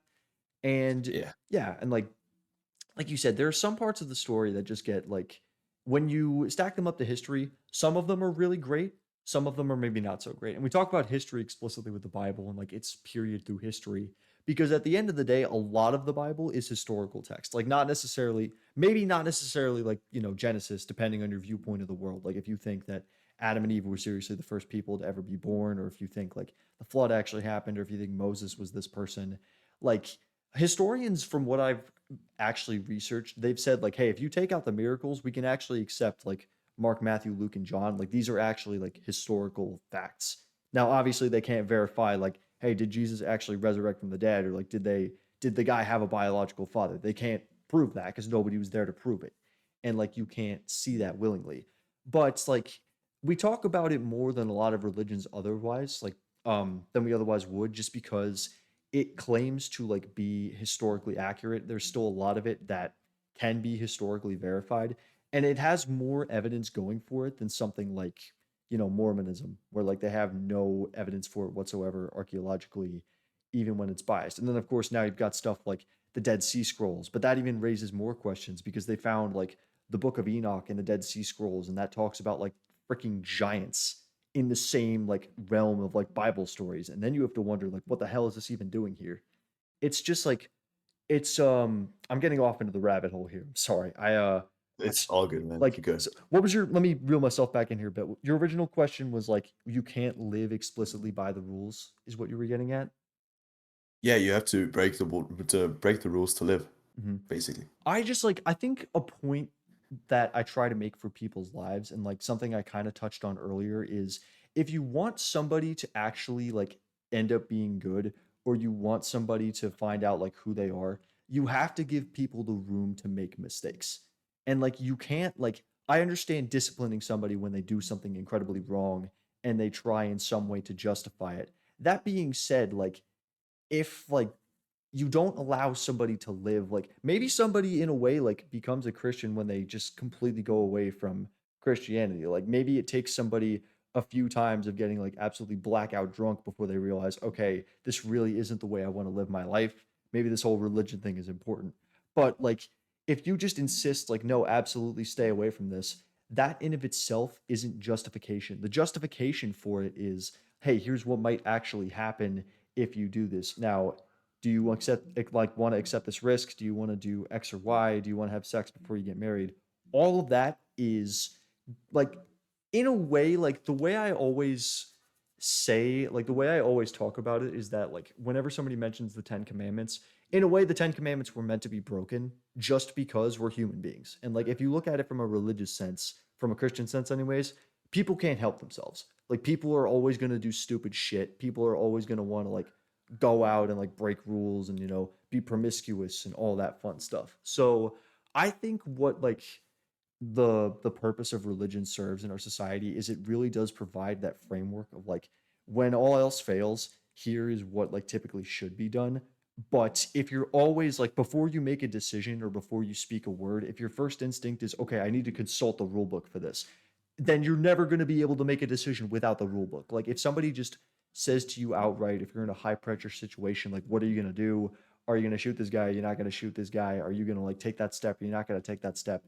Like sometimes you can't always just sit on that and think about that. And sometimes it's not a matter of like a lifelong decision. It's like pretty instantaneous. And somewhere or another, you're going to fall on like one side of the fence or the other. You're either going to like make a decision based on that rule book or you're not. But somewhere inside of you, you are you. You're your own unique person. And though there are a lot of rules that say, hey, this is like how things could be, you have to be you and you have to do what you think is best. Yeah, Yeah. totally. I mean, you can't live by a rule book completely all the time because that would be boring as hell. I wouldn't do that. Uh, like, what doesn't it say you can't be drunk or something in the Bible? I it said so alcohol is actually a unique one. So like drinking alcohol in of itself isn't sinful because like Jesus did it. He like turned water into Oh, wine well, for a yeah. party. So like there's your argument dead there. Their argument is that just like if you're the way I view it is that if you're getting drunk because your mindset is like I want to get drunk to forget about my life because my life sucks, that's a problem. That being said, even in a lot of these Christian groups I've gone to nowadays, like I just went to a gathering with a lot of my Christian friends last night, and we had like we obviously weren't like pouring champagne off the table, but like we had like Stella Artois in like a cooler. We had beers, we had wine, and not everybody drinks, but that's okay. But like also the people who did have beers, like there's no like judgment. There's no saying like you can't do that. Like that's horrific because nobody considers it like a problem in of itself. It becomes a problem if you allow it to become a problem. If that makes Yeah, sense. Mhm. that does make sense. And in that way, I see like the point of like some of the points in the Bible is like you should never like I feel like the Bible is about taking care of yourself sometimes, but it also is like do this, do that. But also like you should yeah, look out for yourself, take care of yourself, make sure you're not falling into like is gluttony, is that the word? Like you want everything, you just greed basically. No, that's not Mhm. gluttony. No, What's that? I believe that's accurate. Okay. But it's like it makes sense in some way. It's like I get the point. I see why people follow the Bible because it is nice to have someone guide you in the right direction. Yeah. But And again, we've been through this. You gotta get out of your comfort zone. You gotta do stuff yourself. mhm. It's You go ahead, also sorry. another no, you're fine. Another point though, like this is the point that a lot of atheists try and make is that um like do you actually even need this to have a justifiable viewpoint? Like atheists will try and argue like morality stems from something biological. And that's why that like chimpanzees, if you do experiments with chimpanzees, like some of them were actually shown to have like inclinations of sharing and realizing that like, oh hey, if I have more cupcakes than this chimp, then like something's wrong. Like the thing would throw a fit. So I you're gonna have to look that up yourself. I don't know the exact name of the experiment, but things like that do occur. And it's like you said, like, yeah, just I think that's the point we're both trying to get at here is that it's important to have that kind of guideline because it's so much easier. That's the other thing too. That's like one thing I wanted to mention. It's so much easier for you to get away from like a good point of view if you don't like have a foundation to go off of. And if your foundation is like somewhere in atheism, like if you have some biological constant or like you can see something in your life that says like, "Oh, hey, I shouldn't do this." And that's perfectly fine. But I think like when some people do seriously mess up, it's good to have that sort of base to go back to. Like I remember just a couple of days ago, hell, I was selling these games on Facebook Marketplace, and when I was seeing the amount of money that like these things went for, there was sort of this tick in my mind, and like I've never been one to like fawn over money. I think money is something that you can get really caught up in if you let it. But then I was just thinking about like having that money, maybe putting it in the stock market and in, like, the weirdest way possible, it was, like, a powerful feeling. It's like, I could actually freaking have this, like, I'm in control of this, and, like, I wanna do this, I wanna sell this. And that in of itself is not a problem, like, having money and, like, understanding your finances, having control of yourself. But if that becomes the epicenter of your life, it's like you said, that's, like, gluttony. Then you're putting, like, this thing that is not based on some point of like altruism or emotion above everything else. Like you might want to get that money above like giving somebody a really fair deal, even if it means like scumbagging them or giving an unfair price. So that to me is another justification for it. And again, that's one of the most interesting factors I've seen specifically between like theism and atheism is the morality debate, because it's not even a matter of, oh well, if I make this decision over this decision, it's better because punching somebody in the face doesn't net me anything in life. But the thing is like, Sorry. but like that's not morality, because like if you decide you don't want to punch somebody in the face, not because it's like, oh, that's wrong, but because like, well, even if I look at it like punching somebody in the face doesn't get me anything. That's just like your own tick of like self-fulfillment or like personal gain. That's not morality. So then like where does morality come from? Is it like something supernatural, or is it like inherently within like human beings? Where does it come from? So the whole argument in itself. Yeah. Um, this, yeah, You got me started on um, the religious like the deep dive, so I apologize if I went on a tangent there, but I can get uh, into it. it's completely fine. It just shows you're passionate about this, which is good. You have something that you enjoy. It's really good. But yeah, I would say like what was it? Um, I lost it again. If we take like morality, that's the one. Yeah. It's yeah, it's strange. It's really strange because you don't. I don't know. I don't know if you see it so much in other like animals other than humans, maybe. But I've noticed lately that a lot of people have just gone into like greed and they want everything to like um favor them, if that makes sense. I have an example. I was looking at this yeah, I was buying this record player, and the guy I was buying it from in the store, he obviously earned money from selling to me, for example. So he was gonna get a cut of whatever he earned for the company there. And I could really tell that by the way he was trying to get me to buy stuff, because he was like, "Oh, are you sure you want that one? It's it's good, but if you really want to buy this one instead, which is so much better, it's only going to set you back another $500. It's Only completely another five fine. hundred dollars, right? Only another 500." And he's like, nah, I'm fine. I want this." "Okay, but you sure about those speakers though? They're kind of small. Don't you want these big ones?" And he points to them. They're like a meter high. I have no idea. It's like, yeah, it's really tall. He's like, "Oh, that's only going to set you back another $2,000. God. It's you could get so much more out of this if you just keep take care of it." I'm like, "Dude, this is my first record player. Why should I spend that much money?" That's And it's crazy. It's yeah, greed is wild sometimes, and it does wild things to people. it just it makes it better though, situations like that when you can point out people who are honest. Like I actually like not too long ago I went to a car dealership, and while I was in the middle of like getting everything checked out, like some of these like replacements that could have gotten done for my parts, like for my rear brakes versus my front brakes, they were not cheap. They were like at least like 200 US upwards. Oof. But this guy, I could tell he was honest. Like he felt so bad because like my car was taking a while to get through the shop. Somebody pulled in before it got back, and so I was there for a long time. I spent like 6 hours at this car dealership one day getting all my stuff checked. But to go back to the Wow. point of gluttony, yeah, it was like it was a day. But going back to the point of gluttony, when everything got checked out, he came back to me with like the papers and was like, "Hey, listen, like so this one right here, the rear brakes, like yeah, this one looks pretty bad. You should probably get this replaced." But then he pointed out, like, yeah, so they gave this a rating of like 3 out of 10, like it needed to be replaced immediately. I'm gonna tell you right now, that's like at least a 5. You're probably fine for another service. And like when he says something like that, that's how you know, like, okay, this guy's head's in the right place. Cause he was saying stuff like that. He kept saying, like, well, I don't want to waste your time. Like, I don't want you to blow money on stuff you don't have to. And that's great. Like that made me feel like more comfortable about where I was. Like, okay, this guy's an honest businessman. He's not just trying to like rate me out of money or like do something like that. It's like he was in a good spot.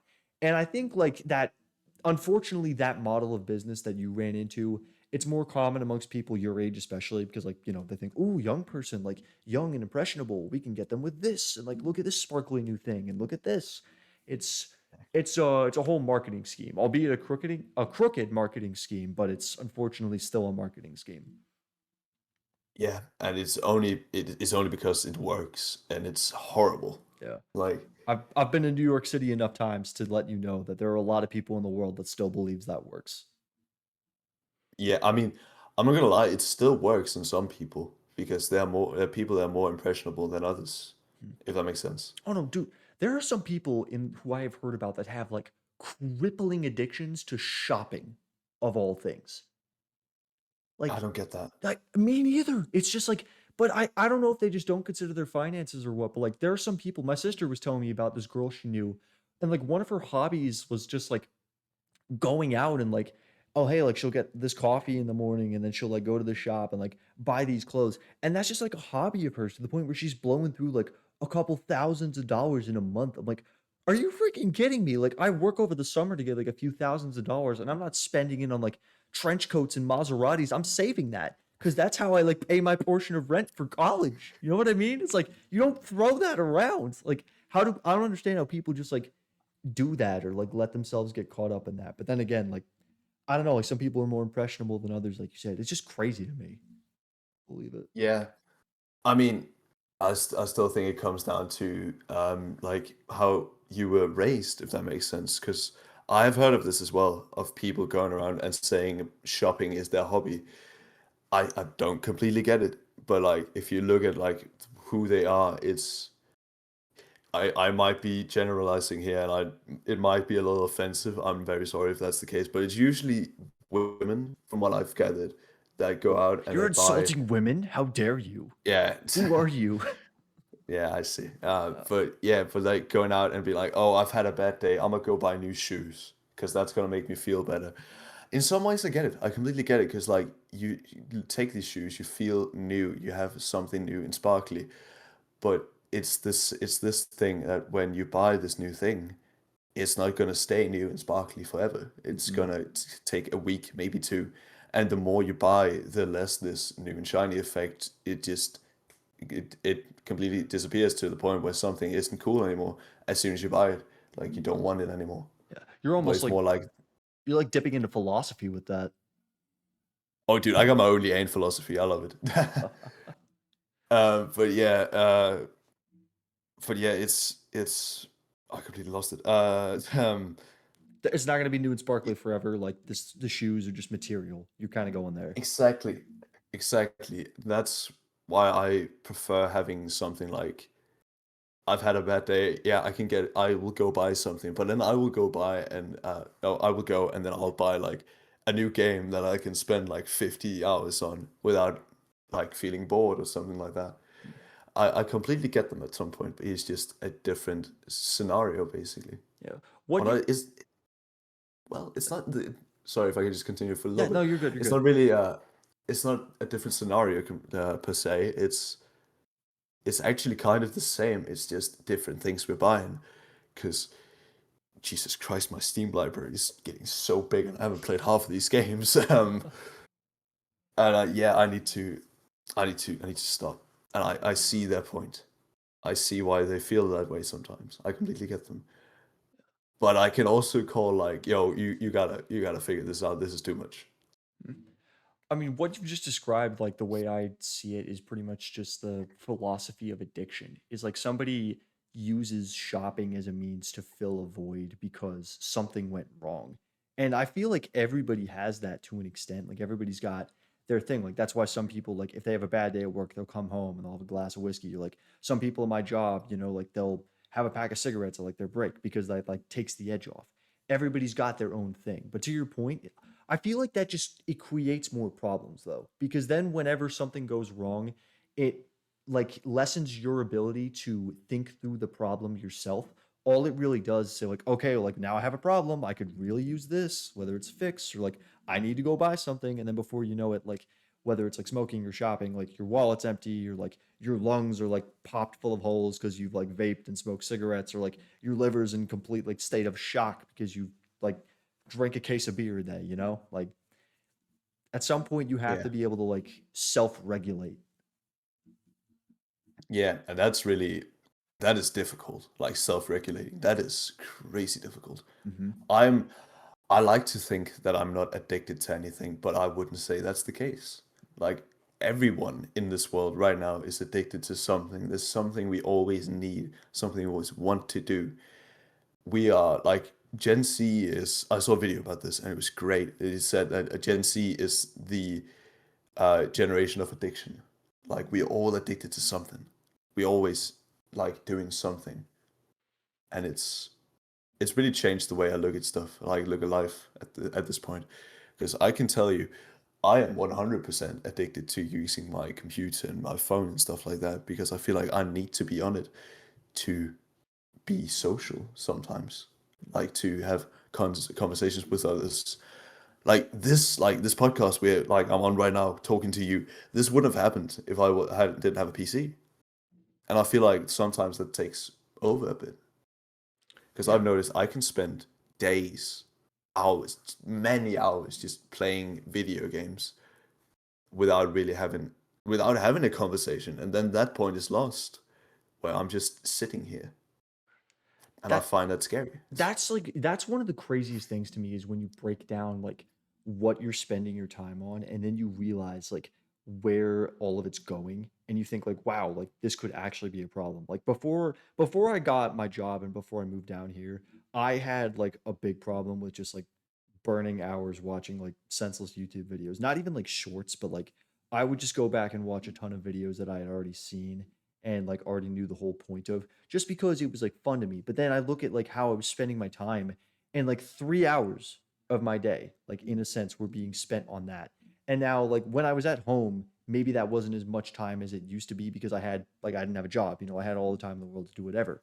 But then like if I just like spent 3 hours doing that every single day, like I wouldn't have time to like make dinner. I wouldn't be able to do this podcast, you know, like that was my like fix per se. That was my addiction. And then even then, like at the very least, like, oh gosh. It's also I was gonna go a different direction with that, but I'll say this first instead because I feel like this is more relevant to what you were saying before. It's more justifiable for Gen Z to have addictions as well, or it's far easier than it's ever been just because of the advancements in technology we have. Like, if somebody wanted to be addicted to like pornography back in like the 80s, then that was a whole process. Then you had to go out and you had to say, like, okay, where do I actually get these tapes? How do I find these tapes? How do I get this back without like my wife or somebody discovering that I have this stuff? Where do I store this stuff? How do I watch it? Like, that's a whole plan you have to do. Now, if somebody wants to watch that, they just like make like 10 minutes when nobody's at home. They go on a website and then boom, it's right there. Or the same thing with like now we're door dashing like alcohol and cigarettes. So like you can totally do that if you want to. You don't even have to leave your house. Or you can, as you said before, like you can just go watch a bunch of YouTube videos. You can pour hours into that without realizing that you're even really doing it. It's insanity and it's become a lot easier. I think that's the reason why I like wanted to start this conversation on hobbies as well. It's just like that it all begins with that in a not in hobbies necessarily, but like the reason why I want hobbies that are further away from technology is because once you realize truly what you want to do and once you pour your time into things that matter, like you almost don't have time to be addicted, if that makes sense. Like with what I'm doing today, like I'm doing a lot. Like my day tomorrow, I've already got a lot of it thought out. Like get up early in the morning, maybe I go work out, I spend like 9 hours at my job. I get off at like 5 o'clock, and then oh, like I'm going to watch a movie with my friends at 6:30, and then when I get home, I'll have to like maybe prep my lunch for tomorrow, and then like that day will begin. But all of the time that I have right there, I don't have time even to like be addicted, and my mind is like focused on so many other things that it's like I'm not even thinking about that. I'm not thinking about shopping, or I'm not thinking about like buying a new Steam game unless something goes really wrong at work, then I might think about like, okay, I could really use some other kind of thing. But then at that point, I feel like that's when you can truly get back on track, is when you realize, like, all right, like, I don't have time to just make, like, when you don't have room to make room, okay, slow down, words. When you don't have time to make room for the addiction in of itself, you can pinpoint where it comes from and you can stop it if you so choose. Does that make sense? It does, yeah. Mhm. I completely agree. Um, yeah, it's wild. You said earlier, it starts with hobbies, and that's really what it is. Like some people say their addiction is a hobby. Some people do. I've heard that before. But it's also become the point where it's like I'm addicted to something because I need a distraction.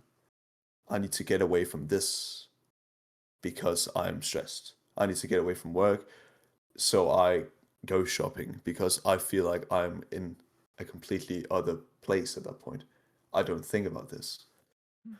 Have you, I don't know if you are in the Counter-Strike scene that much. I like that game. I I've played I can't say I've played, unfortunately. right, fair enough. That's completely fair. But right now, so the loot box in that game, it costs like, or is it like $2.50 per key to open those? And I've heard so many people make memes and make jokes about this, being that opening a bunch of cases, a bunch of loot boxes is a hobby. Spent like they're gambling as a Oh hobby, my god. and that is wild to me Oh because my that's god. that's another topic for another day probably. But yeah, it's completely wild to me. God, see, like that, you're almost get like I could make an entire point of that. Like if we were doing an entire discussion on like, okay, how do you feel about the state of video games today? That's a point I could make because like DLC, I personally think is a huge problem with gaming. But like that in of itself, forget you guys being money grubbing dirtbags. You're literally creating another addiction medium. It's like somebody else who already has a problem with shopping might see that and go like, "Oh yeah," or somebody else who has like a freaking gambling problem. It's like you're giving them another excuse just to have a vice. It's like, what are you doing? Yeah, that's where my gambling problem started, Oh, basically. Because um, I'm just gonna say, I was like 14 when I started opening cases, and that's like good for a young mind, because it just it took off. I can check right now how much money I've spent on Steam on just Counter-Strike alone, because you can't buy skins from the game. You have to buy it from the market, so it doesn't count towards statistics here. So let me see. I think I have surpassed $1,000 spent on just cases alone. Let me check. you know what the worst part Uh, is? Like, I'm not trying to put you down. The worst part is compared to some people in the world, that's probably nothing. exactly. That's the point. I've spent 1,226 USD on opening loot boxes in a video game, and the majority of the time I've gotten nothing. I I, had this one crazy lucky time where I opened a knife worth $800, but that is so like the odds are 0.005, I think, of that happening. So that's nothing. That it but doesn't it's matter. gambler's fallacy at that point. You know that's how they get you because you might get the Ex knife, and then when you finally do get the knife, it's like, oh, I want to do this again. exactly. And think about it. I turned 18 last year. I have been gambling since I was 14, 13, 14, 15. That shouldn't be legal. Oh, right. I had a buddy at work who he was telling me about, and this is sort of getting away from what you did, but like young, at a young age especially, it's way worse when you get into something like that because then your brain like is still developing and it still becomes like hooked on that. It says like this is just kind of a part of who like we are and like this is how we're going to regulate some stuff. That's why like kids having phones to an extent and having access to like those addictions can be a serious problem because then like it just screws with your development in that sense. Like we wonder why some kids are really deficient in like sex hormones or like why all of our like attention spans are like the same as a goldfish. It's because like your brain in the most critical years of your development is just getting completely rewired by something that it never should have had to begin with. And I think like more so than phones just being around as like a communication method or like having a few applications that help you monitor your sleep, I don't mind that. The problem is like when you have kids like that having those tools available and they don't see it as tools, they see it as TikTok reels and then they see it as like the sports gambling apps and they see it as all this other stuff that they can just pour their like brain power and energy into instead of actually like developing. And I kind of got pulled away with the technology there, but One story I heard, not related to technology, I had a buddy at work who he was like 12 years old when he started getting into smoking, you Yeah, know, and he was 25. yeah. Like that is not good. Apart from like Nope. lungs, but like what is that? The point I was trying to make before is like, what does that tell your brain? Is like as you're developing through like your most hormonal stage and like your teenage years, whenever you go home and you have a fight with your dad because you won't let you go to a party, it's like, oh, I'm gonna go home and we need to smoke like 3 packs to get over this incessant rage that we feel, you know? Like I don't have the science behind it, but that's justifiable. Like surely there's something out there that like warrants that. Like the thought process is there. Oh my god. Yeah, it's crazy, man. It's so nuts nowadays. I mean, I know that people. I don't know how big this was in the States. It probably was as big as it was in Denmark, but a few, not a few, many years ago, like 40, 50 years ago, it was completely normal for kids to start drinking and smoking at the age of like 12, 13, Mhm. which I find crazy because I know people were ill-informed, but I don't feel like we were that far back in time, if that makes sense. I So yeah, like in the States, it's alcohol has been a weird one. We our drinking age is 21 as well, which is in of itself a subject for debate. Like, should it be younger? Should kids actually be allowed to start drinking when they're like a little bit younger, like 18 or 16? It depends on like what you value, because like if you legalize alcohol when it's younger, then like okay, maybe kids don't want to go out and get in trouble for getting it illegally, but then like that might stem into like, problems with drinking and driving. And so there's like different factors here. But with the states, I can definitely say drinking has it's viewed differently. Like obviously, one of the most famous examples you'll probably hear of or see in drinking in the states is like our universities and our colleges. Like in college, especially, the whole party scene is like it lives and dies by alcohol and marijuana, but like mostly alcohol. Like everybody will go out and try to be like that guy who gets the champagne and does all this when they're like 21 or like before they're 21. It's like kind of a part of the culture, and that's a big reason why I'm also so thankful for my parents. The way they approached alcohol for my sisters and I felt like was a really mature approach to it. Like they didn't try to like make us believe that nobody was drinking that, or they didn't try to like say like if you ever have a sip of alcohol before you're 21, I am going to kill you. Like the way they did it was like we had a new I was like 18 years old when I first had a drink, like not just like a sip of my dad's beer. I had like a full on drink, and it was because, or I was like 17 technically. It was the New Year's before my 18th birthday, but we were at my house and like in my basement. We got everything. Like we got White Claws, we got like Budweiser, we had some like champagne shots. And the way my parents like brought it up to us was like, hey, listen, like all this stuff is here. If you ever want to get like stupid drunk, let it be right now, and allow yourself to kind of say like, hey, here's what this is. Here's how this is going to make you feel. And if you really want to keep on using this, and they didn't want to hide it from us. They just said like, yeah, okay, like here it is, and if you really want to use this, like use it in a controlled manner, or understand what this does to you before you go out and get addicted to it, or before you try and get a bunch of this yourself. Which some people will argue maybe is like some people will argue the I guess the effectiveness of the approach. I, for one, would like to say that that's an approach I would love to take with a lot more substances, not just alcohol. But if everybody had that kind of approach to it, like it almost stems back to the religious conversation we had, funnily enough, in the sense of, hey, like, listen, here's this thing that you can indulge in. And like having it in of itself might not necessarily be a bad thing. But if you like get really, really into it, then it could be a problem. But at the same time, here it is. If you want to use it, it's there. And if you want to control it, then you have to control it yourself and learn to control it, is the big thing. Yeah, everything in moderation, basically.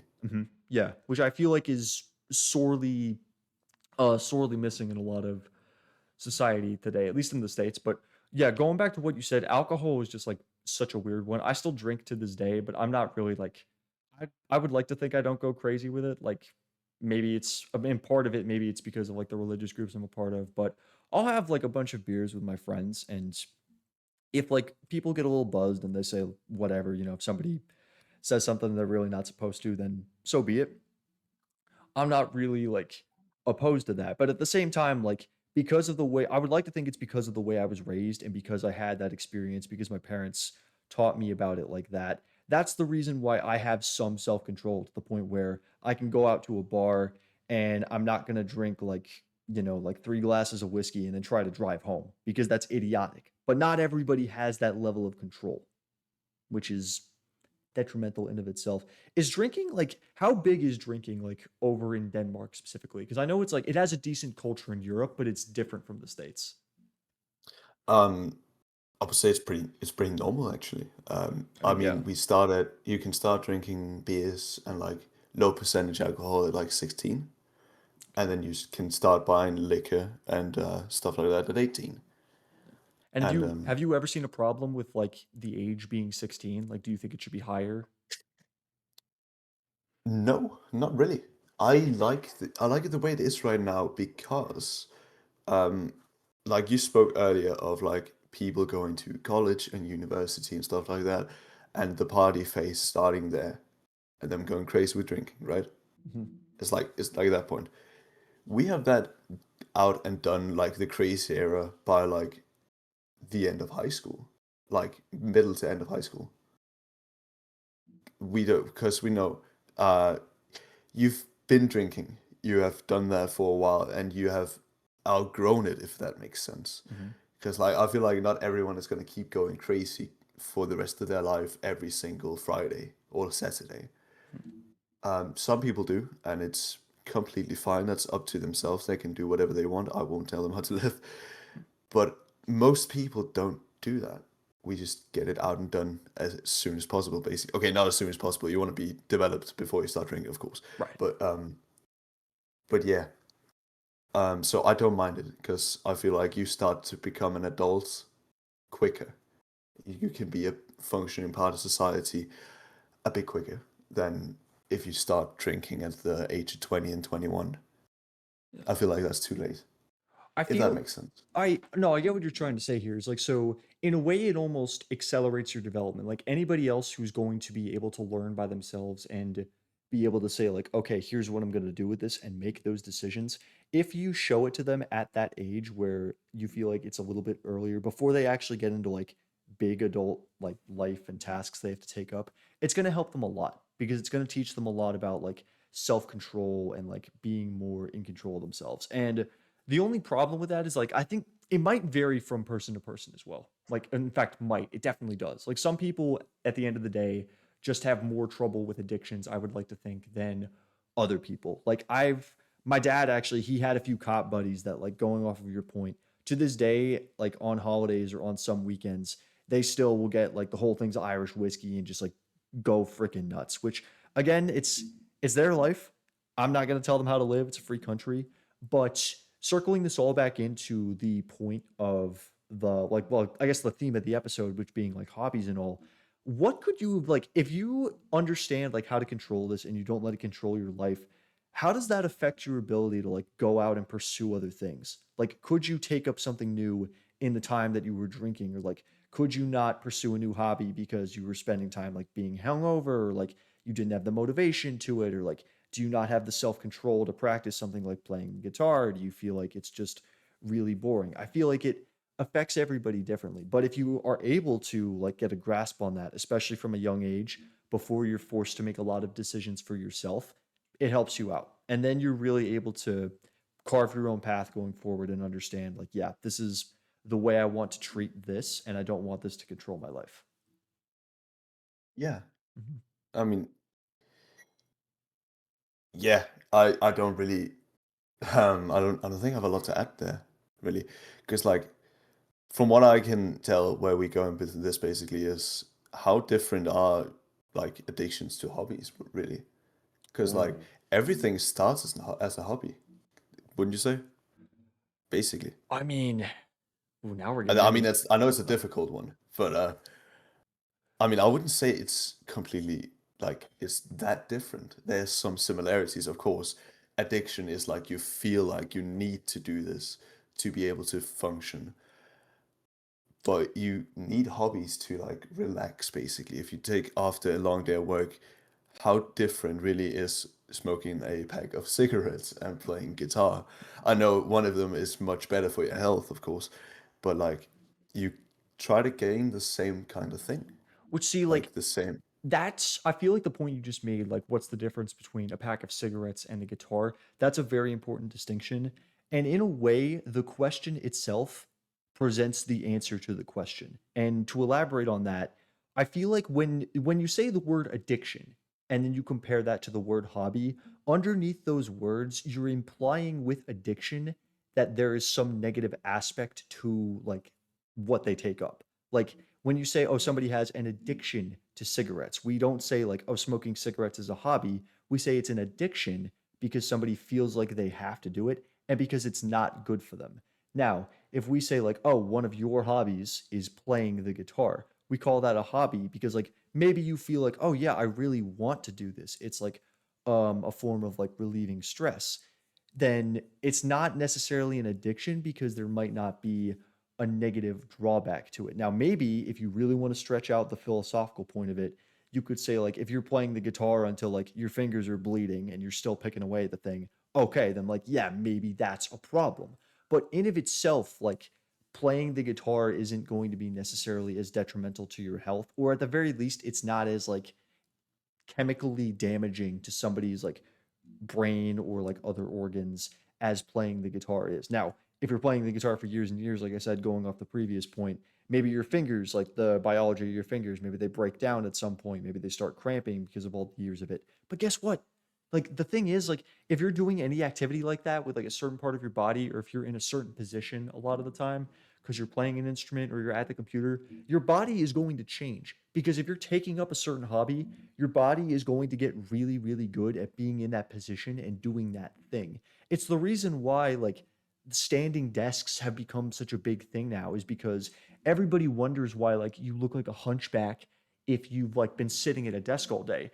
And it's not because, like, it's not just because of like the sitting itself, but it's because like when you actually break it down, your body itself has just gotten really good at sitting. Like your muscles are so used to like maybe leaning over your desk, and like your arms are used to being here and your shoulders are like arching forward because you have to type away at your computer.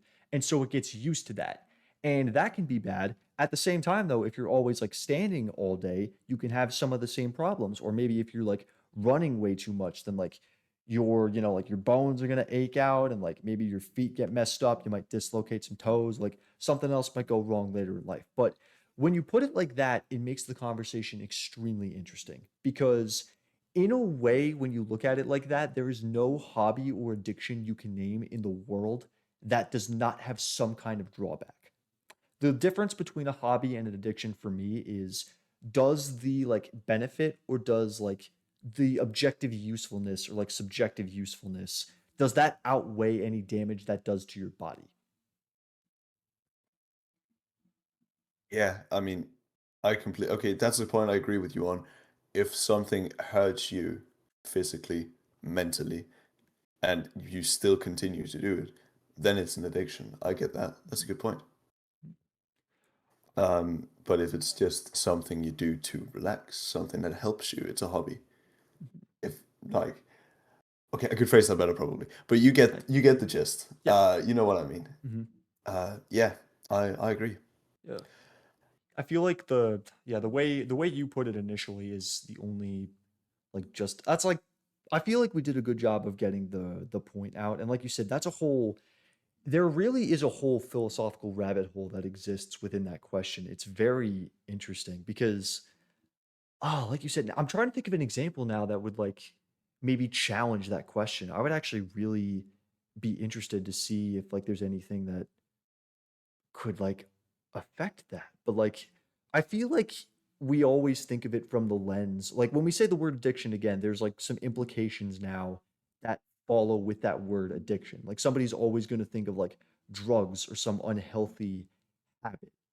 But like is there any other context you can take the word addiction in? And like what lens can you put that under that really like expands this question? Like I guess to put that into the form of a question, like, would you say you know anybody who's addicted to something that doesn't necessarily hurt them? And I'm not talking about like for the sake of the question, let's say like your addiction to buying Counter-Strike key boxes. Let's say that damages your body in some way, even though it's just your wallet, but like it could damage you based on like your finances, whatever. Let's say for example, Yeah. like just for the sake of the question that like damages you personally or physically, do you know anybody who has a hobby that's like not necessarily like a drug or like necessarily damaging to their body that you think is a problem? Like, do you think it's like, okay, they put too much time into this? Like, I really think you should get away from this.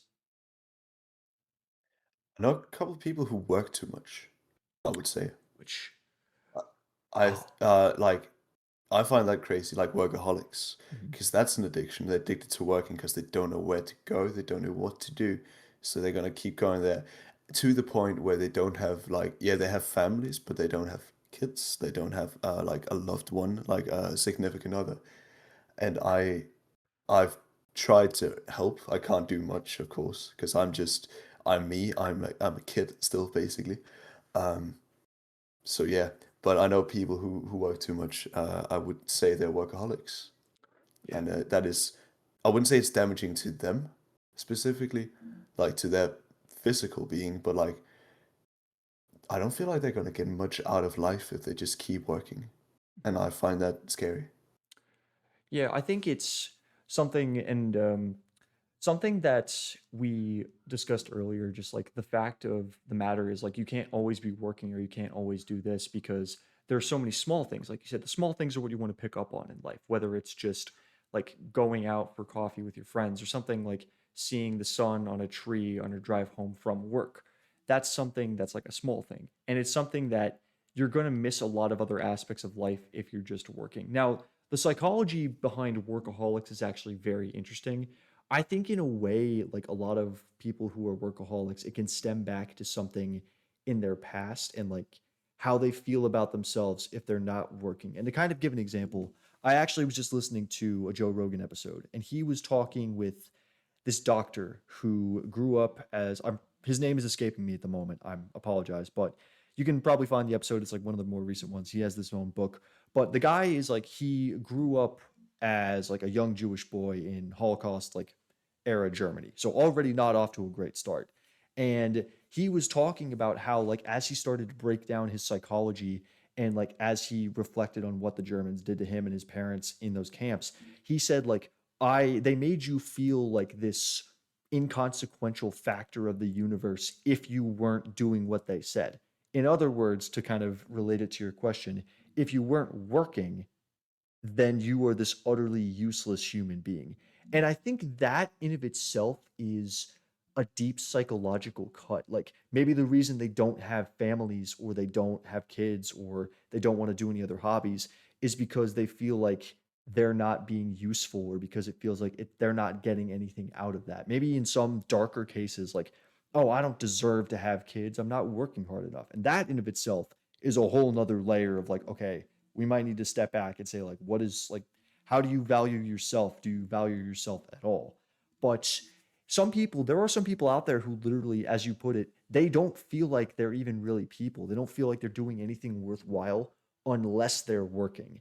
And it's so like it's awful to see because you know that with the amount of time they spend working and you see their work ethic, which is incredible. Like that's somebody that I feel like I really see the effort you put in. I really see that you want to do something useful.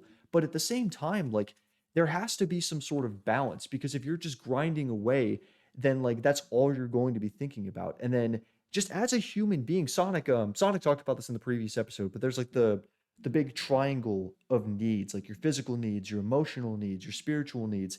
And like having a good job and doing all right at your job, like maybe that's somewhere along this pyramid, but it's in one slot of the pyramid. It's not the entire triangle because in between all of that, you've got to eat. You've got to like talk to your family if you've had one. You might want to have friends because humans are like social creatures. That's our whole shtick. You want to have interactions. Like, do you get enough like sunlight or vitamin D? Do you exercise? There's so many things that you can do that don't fit into that slice of the pyramid. It's like you need that. Yeah, yeah, it's a good point. Yeah. Sorry, it's getting a bit late. Yeah, but I completely agree. Like, it's like devastating to see sometimes. Mhm. Like, if you've seen people work themselves into the ground and they just can't find a way out. I don't know if you've seen something like that before, but it is not always. I mean, yeah, you said about like you said that about admiring that work ethic, but sometimes it's too much, Yeah. and yeah, it's a bit tough. Yeah. I don't know that, like, at my age, I don't know if I've seen enough examples of it to talk extensively about it. As I get older, the unfortunate reality is I'll probably see one of these examples more close up. But the only other thing I can think of immediately off the top of my head is I had a buddy from track who was a damn good runner. He was like, he ran Division 1. He was like a crazy good athlete, and he was a great person. He was a great guy. I talked to him. He had his own hobbies. He listened to all kinds of music. But the guy also, like, he, like, sometimes when we were doing cool down runs after cross country races, he would just like let it out. Like, emotionally, he would just like tell people how he was feeling and about how this was weighing on him and about how he felt like running was the center of his life at this point. How if he didn't do good about it, if he wasn't like the absolute best at it than he could be, then like a lot of other things in his life were going to go horribly wrong. And at that age, when especially when you have the pressure of going to a school to run track, I get that. I get the fact that like you want to do very good at this, but at the same time, seeing a guy like that who I felt was very positive and who was a friend of mine like be weighed down like that, it's crushing because you don't want to see him like that. You know the kind of person he is, like the kind of things that he can do, what he says to other people. It's great. And you know you it's like it's crazy when you and a lot of other friends that you have on the outside seem to know more than he does about himself. Like they can look at him from the outside and say, "You are this amazing person. Here are a few positive aspects about yourself." And they are the only person that can't see it. I find that insane. Yeah, I can kind of I can see that. I can, oh, well, not relate. Well, a little bit, I guess. Because like you always see yourself in a negative light, I feel like, or I've done that for the majority of my life, where I focus on the negative things instead of the positive, which is just not healthy for your mental at all. Mhm. And it's a dangerous place to be. Um, yeah. Yeah. There's a happy medium you have to find with like being critical of yourself while also not beating yourself up about everything, if that makes sense. It's okay to take time off from work. It's definitely okay to say, yes, we did a good job on this. I would like to think we did okay on it. But at the same time, understanding that, okay, maybe I could improve this and maybe I could do a little bit better here. It's also perfectly normal. It's healthy. The and the best way I can put it, as I said before, is just happy medium. You have to find a way to not glaze yourself, for lack of better terminology, and not be an egomaniac while also like. Again, I'm sorry. That's the only way I could put it. That's the best way I could think of That's putting it. it's totally fine. But good thing I like okayed cussing before we started this episode. But yeah, Yeah. this is. I think this is how it's going to be going forward. I just like whatever gets said, and like that's perfectly fine because this is talking. This is the way it should be. But I digress. I think it's important to self-regulate in the sense of, yeah, maybe here's what's improvable and here's what we did right. Now take this and go forth and improve yourself and continue to work with what you've got. That's all I can say. Yeah, I completely agree. Mhm.